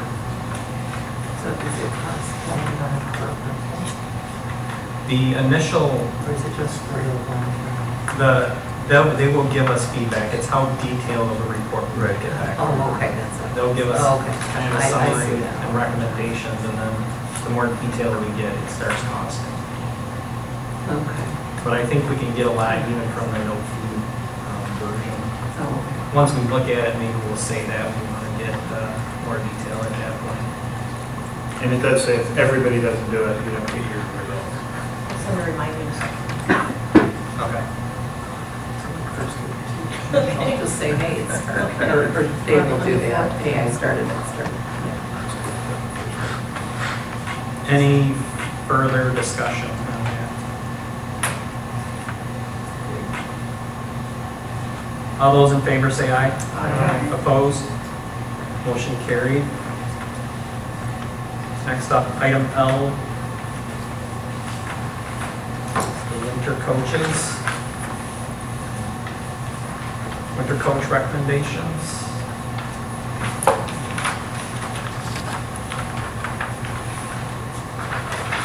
So we had pulled that from the consent agenda. So we need a motion. I make a motion to accept the winter coaches as presented.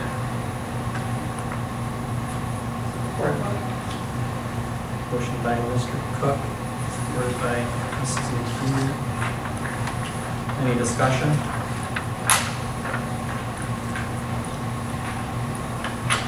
I'm going to abstain from voting on this just because I'm volunteering coaching. So that was my question, so if I do one of those coaches that's on there, do I have to do that as well? Yeah, I've got By marriage. So we just send you the check, though. Yeah, you can do that.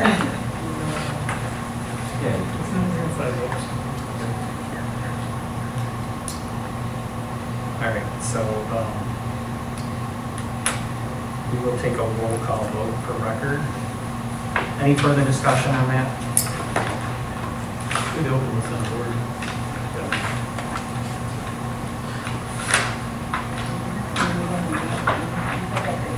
I did make a black out this afternoon.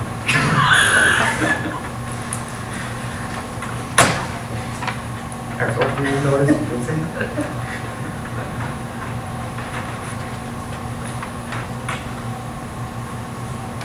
Next, we have Mr. Primo back. Mr. Lee here.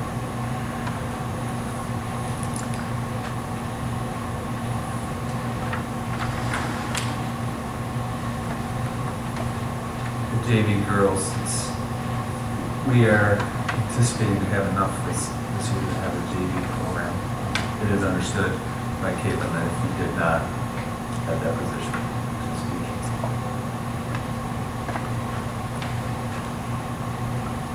We had it from JV girls. Just numbers, having enough Oh, girls come out, yeah, the May was go. We have not. It's like we always have enough numbers for like the second grade, 8th grade, and then it's like the JV, it's always kind of iffy for some of these sports, you know. I don't know why, it's just kind of how it works. Yep. It's like the kids' programs are like big and. Just one question, we did see the postings come out, those were internal only postings for the first, that's why we're making a recommendation for those postings. Correct, and we have not received any interest from that.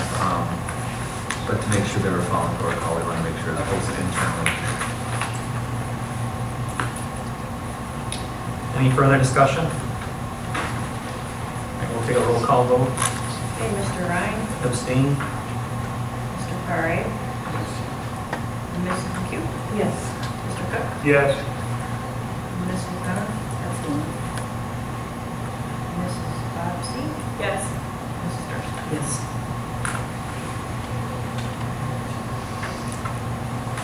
5 votes for the motion is carried.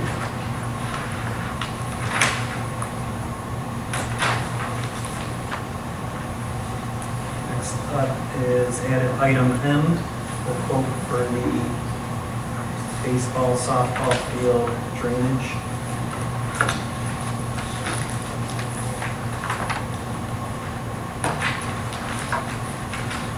Do I have a motion for a not to exceed number? Yeah, I'll take a stab at it. I would make a motion that we install up to 300 feet of drain tile per the, I want to say per the bid, as far as the description.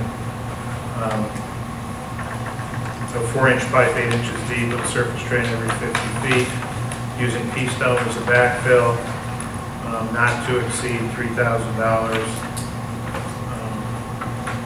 and with a completion deadline of the end of November. So 3,000? 3,000. That's it. If the choice is made to go with this bid, it'd be 650 additional feet, that's 1,800 plus 800 for the pea stone, and leaving a little bit of room, because there's probably going to be extra pea stone for the extra 100 feet. It gives a little bit of wiggle room. Actually, I think you'd be almost dead on because piece on the other 400 there plus 600 more. You're at the 3,000 unless the extras are up. So. Yep.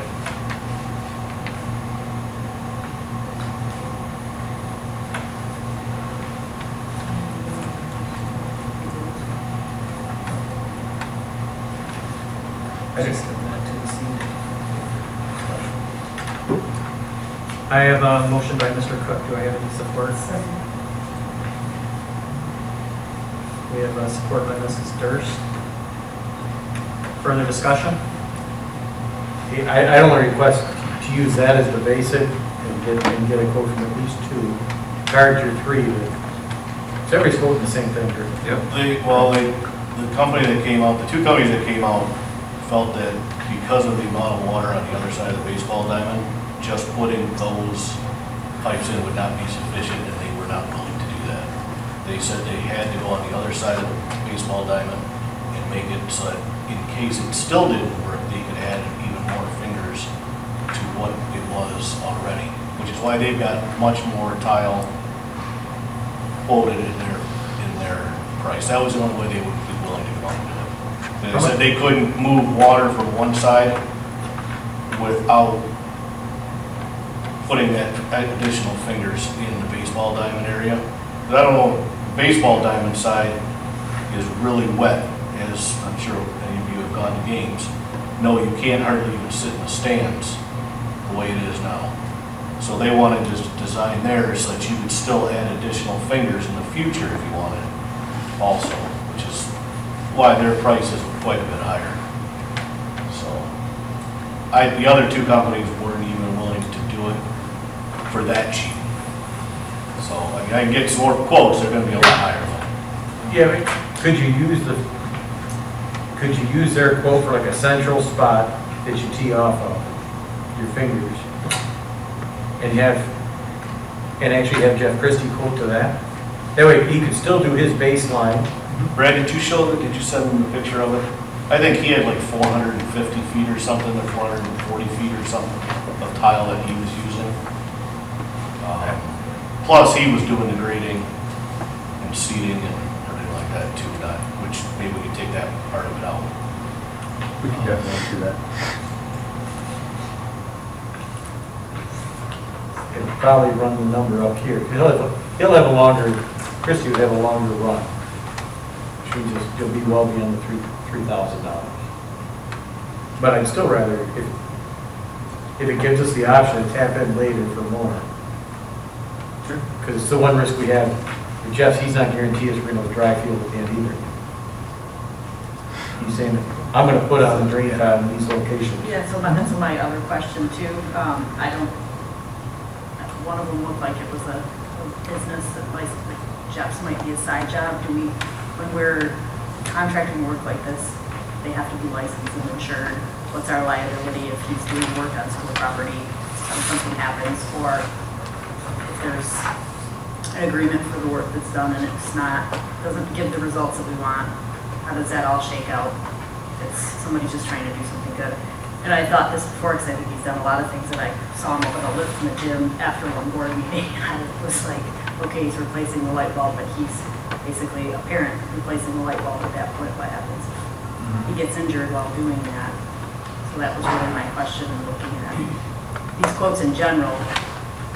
Because the other one's, D&E out of Richmond. Yeah. They were the one, that's the other one that would quoted it, but we can kind of, and I'll look at that on contracts, that side, but I know that. He's done a lot around here. I'm not, yeah. Yes, absolutely. Yeah, I mean, he did the long jump bit.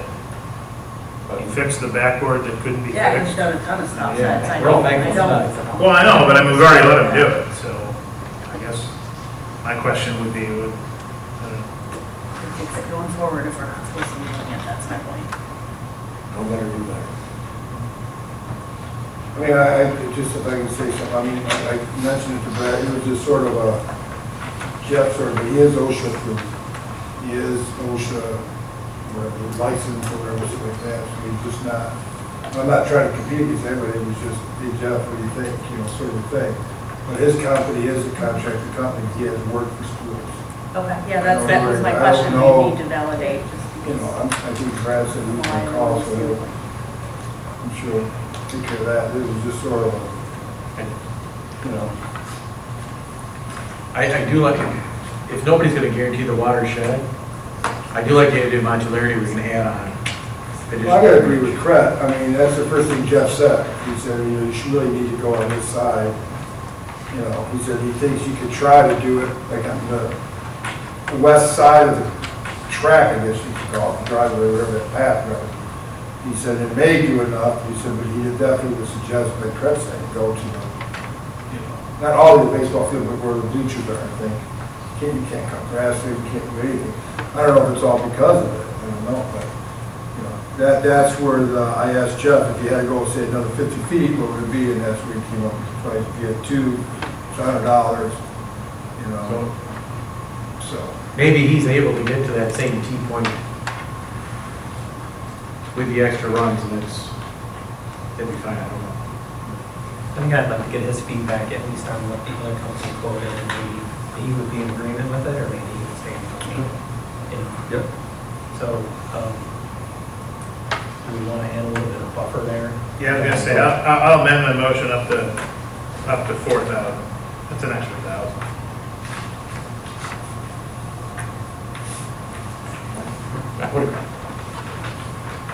Okay.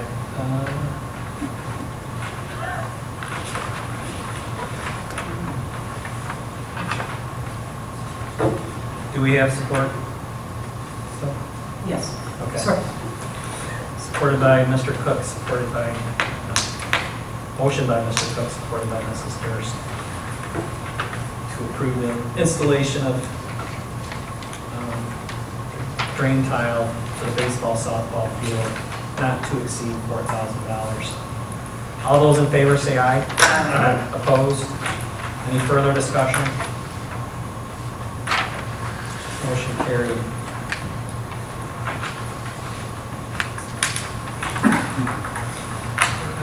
Superintendent comments. I've sent out some other information on the stage and getting the handicap access for a wheelchair. With Christmas concert coming up, we have a new student to the district in a wheelchair at the elementary school. We also have one in the high school that is a junior, so we'll be graduating next year, that we would need the ramp for the students to get up on the stage, cross the stage, or to be on it for a Christmas concert. We reached out to Stage Right, who is our current vendor of the stage we have. We bought 5-6 years ago. They are recommending a ramp up on one side and a ramp down on the other, and that was $16,700 in that ballpark, because of the size of our stage. So the other thing we have looked at, and we are kind of in conversation with them, is doing one ramp. You could do it in the front, and then still give them room to turn. So we could look at trying to cut that in half. Correct, do you remember what would it be cut in half, or would it have to go a little more to add one section of flat? Is that kind of the way they described it? I don't recall. So I don't know if I got a price for just one. Will that one ramp be used for both schools then? Yes, the stage is used for both schools, so it'd just Okay. be something that would move back and forth with it, yes. So they would just go up that ramp and then Go up there and down. turn around back down, yes. Okay. Their only concern was the size of our stage. So it kind of depends on what stuff you have on stage, but when we do a Christmas concert, there's not a lot up there. You know, the different graduations, there's room up there to make a turnaround, and it's a little more feasible. Somebody's usually they're not pulling themselves up. One is the high school student is a motorized. Oh, it is motorized, okay. The elementary student is not. Is it forced to be in the center, or could you put it on the right or left or Yes, wherever? it's, Okay. yes, very adaptable. There are other ramps out there, but they are not made by Stage Right, guaranteed to work. They make just a regular ramp that's straight up, that's kind of, it rolls out. It didn't look, I didn't think it looked as safe, but I can't tell you whether or not, how that would work. So there are other options if we don't want to move the Stage Right. I just like them because we know it's quality product and it will work with our stage, our current stage. So you're basically, because I have this quote here. That quote is for 2 ramps. It's basically halving, it's That's going in half. the only thing that the kind of interpretation was that you may need one more flat section so that there's more room for that at the top. Because the one ramp is just up and over. So it's up to 10,000 maybe, because half would be 8. Yep. I think that would be So, safe assessment. There's no, we're talking one, there's no time of the year where we're using the stages at both times where you have to. We only have one stage, Oh, so we transport it back and forth. What's the life of the stage like that? Well, the stage we had before that, we had for 40 years. For the amount of time we use, it'll last. Would it, so, I don't remember the quote exactly, but if we bought one now, and we decided we want the other, it's the same price, right? Correct. One is half of. Depending on how long we wait. Might pay more on shipping. Right. Fair enough. But you're not getting a break by buying 2? No, not that I'm aware of, because the way they quoted even, it's 2 transitions for $74.85.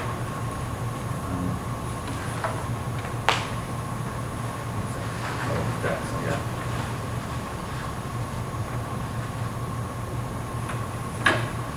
Why wasn't there just one guardrail? Was that just running across the front or something?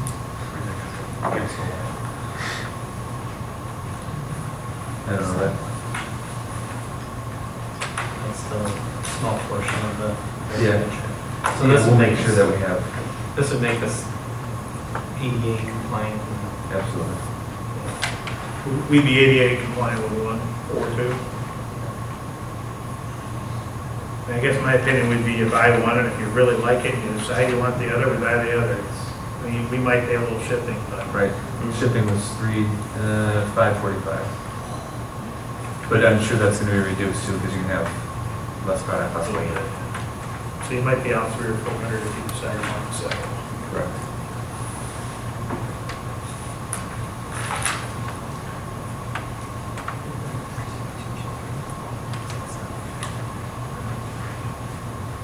make a motion to purchase one of the ramps, brand name as described. Stage Natural right. Stage. Stage right. Or whatever the quoted price was. Do we even need to make a motion? It's It's under 10 grand now. The reason I brought it to you is because it was over the 6, or over the 10, and I didn't have other bids, so. If we don't need the motion, I'll rescind the motion as the chair would like. We'll rescind the motion because with the ramp is $74.85 a piece, so it should take the 16,000 down below the 10,000. But you said that they now need a flat part.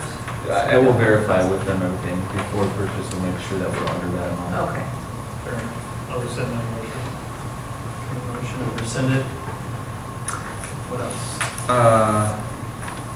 Custodial list, Mr. Kujat has taken that to the custodial staff. They will begin using it this week. We did it modified a little bit. I had sent it out to you guys, but it's very similar to what we had sent out in the past. We did ask maintenance needed at the bottom, just so as staff is going through cleaning rooms, they can talk about anything that they see that may need to be replaced.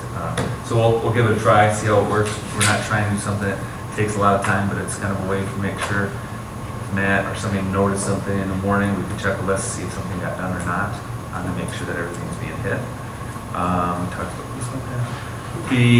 I finished my teacher feedback. I met with my last teacher this morning. So I'm going to share that with you guys.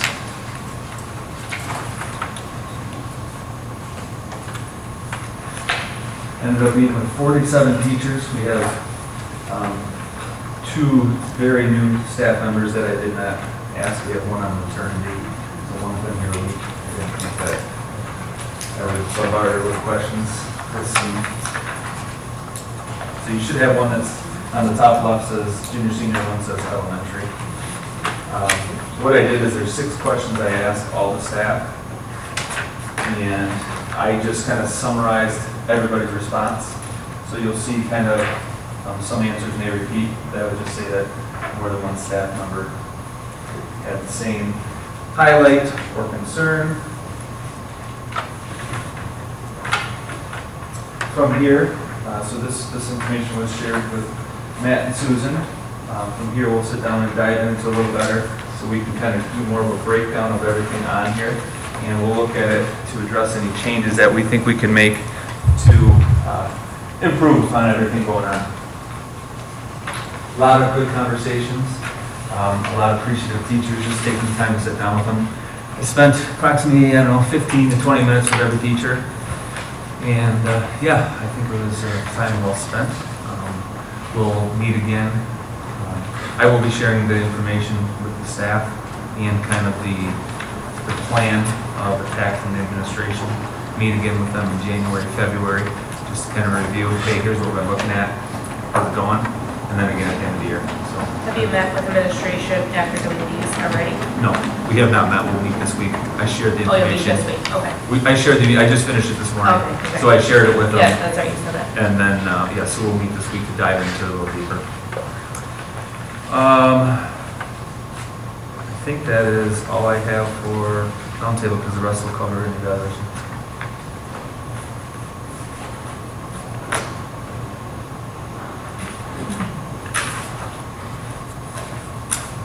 We did have audience participation at the last meeting. Just thinking about that. I did reach out to both parties, talked with one after the meeting. It was regarding some of our follow-up from a hearing back earlier in the school year. She was going to reach out to me again via email. I have not heard from her. The other parent I contacted the next day called. We talked about some of the options that we had gone through. The son to get in the tech program, dual enrollment, middle college. So I just chat with her again, just to tell her thanks for reaching out to us and that we've been looking at that. So we did follow up with both audience members last time, and I will reach out to Mr. Lancey after his comments tonight.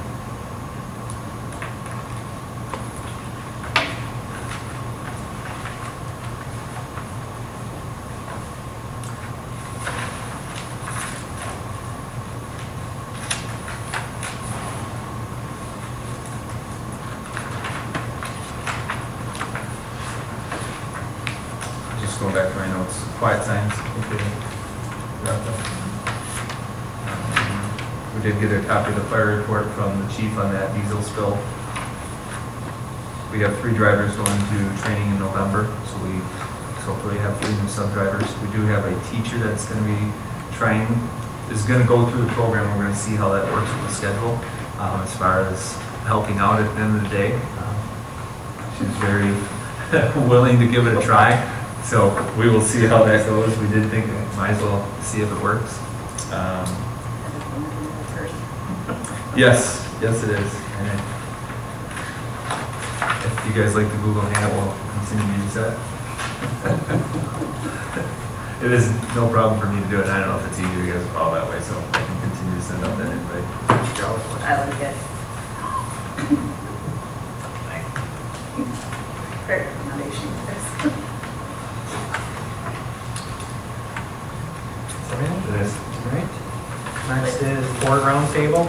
I just have one more question. When do you send out the total numbers? The count? Oh, we're waiting for it to be certified. Okay. So, work with Risa, I was reading, you have like, in the true law, like, what, 45 days or something from pound? 5 to 6 weeks, yeah. So it has to be certified by November 6th.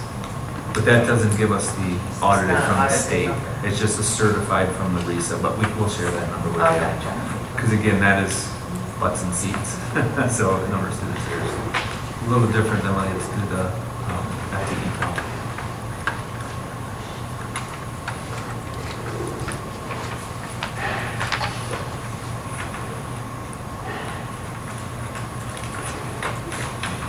Board roundtable. I just have a quick comment around audience participation / emails that we get that are responded to, and we'll hear that we followed up, we talked to them, that's fine. What I think we're missing is if there's a perception or there actually is a process that wasn't followed, has that been reviewed and discussed with the staff involved? And we'll just use the example that you came with. There was a lot of information shared with what didn't happen, and so we talked about following up with the parent to kind of make sure we're good, but are we following up to say, was it accurate? Is there a process that we didn't follow, or is there a way we can improve whatever the circumstance was? Because we focus on, yeah, we followed up and talked to them, but what was the root cause of that complaint, and did we address it if it's something that was a process issue or a communication issue that we need to fix? I guess when I reach out to them, I do try to get some feedback on whether or not they're satisfied, but not as far as the process. So, Does it make sense? yes, like I should like following up and saying, okay, thanks for reaching out to us. Are you satisfied? No, like if the issue resulted from someone not doing their job, essentially, are we root causing that and fixing it going forward? Because there was a lot of accusations thrown out at the last one. I don't know if it was true or not, but, and maybe that's a I know bad what you're example, saying. but Yeah, if no, we I- move it back to what drove the issue, have we course corrected if necessary at the beginning instead of Correct. just making sure we're following up with the person? And that's something you'd like me to report to the board on? Well, yeah, because Okay. if it's something that we can fix, do we need to know specifically? But probably not, but if. So, and I'll follow up and fill you in on tonight. So I'll reach out to the. Yeah, because it said there, like this gentleman tonight was concerned about feedback. Yes, we're going to talk to him and follow up, but did we fix those concerns that brought him here? Okay. So that someone else doesn't have the exact same problem. Right. And did we give them a time frame? I think we could, obviously, if it has to come to the board, that adds time onto it. But I think, in general, you ought to be able to say that I will get back to you within the week. And even if the investigation or whatever goes on is not completed, We're following touching up. back with them so that they have And we a did. time factor in that. Yes, we were very good at our follow-up, and it just wasn't exactly what was wanted.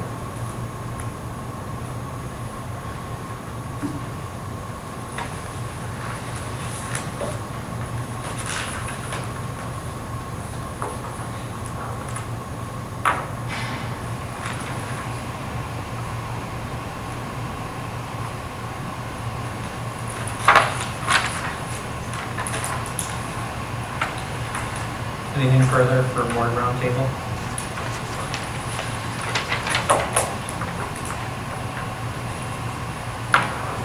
Next up, we have closed session for the superintendent evaluation.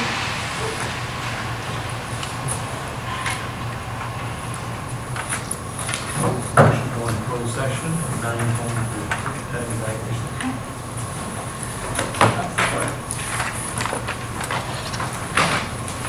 5 minute break. Susan? You have the chest.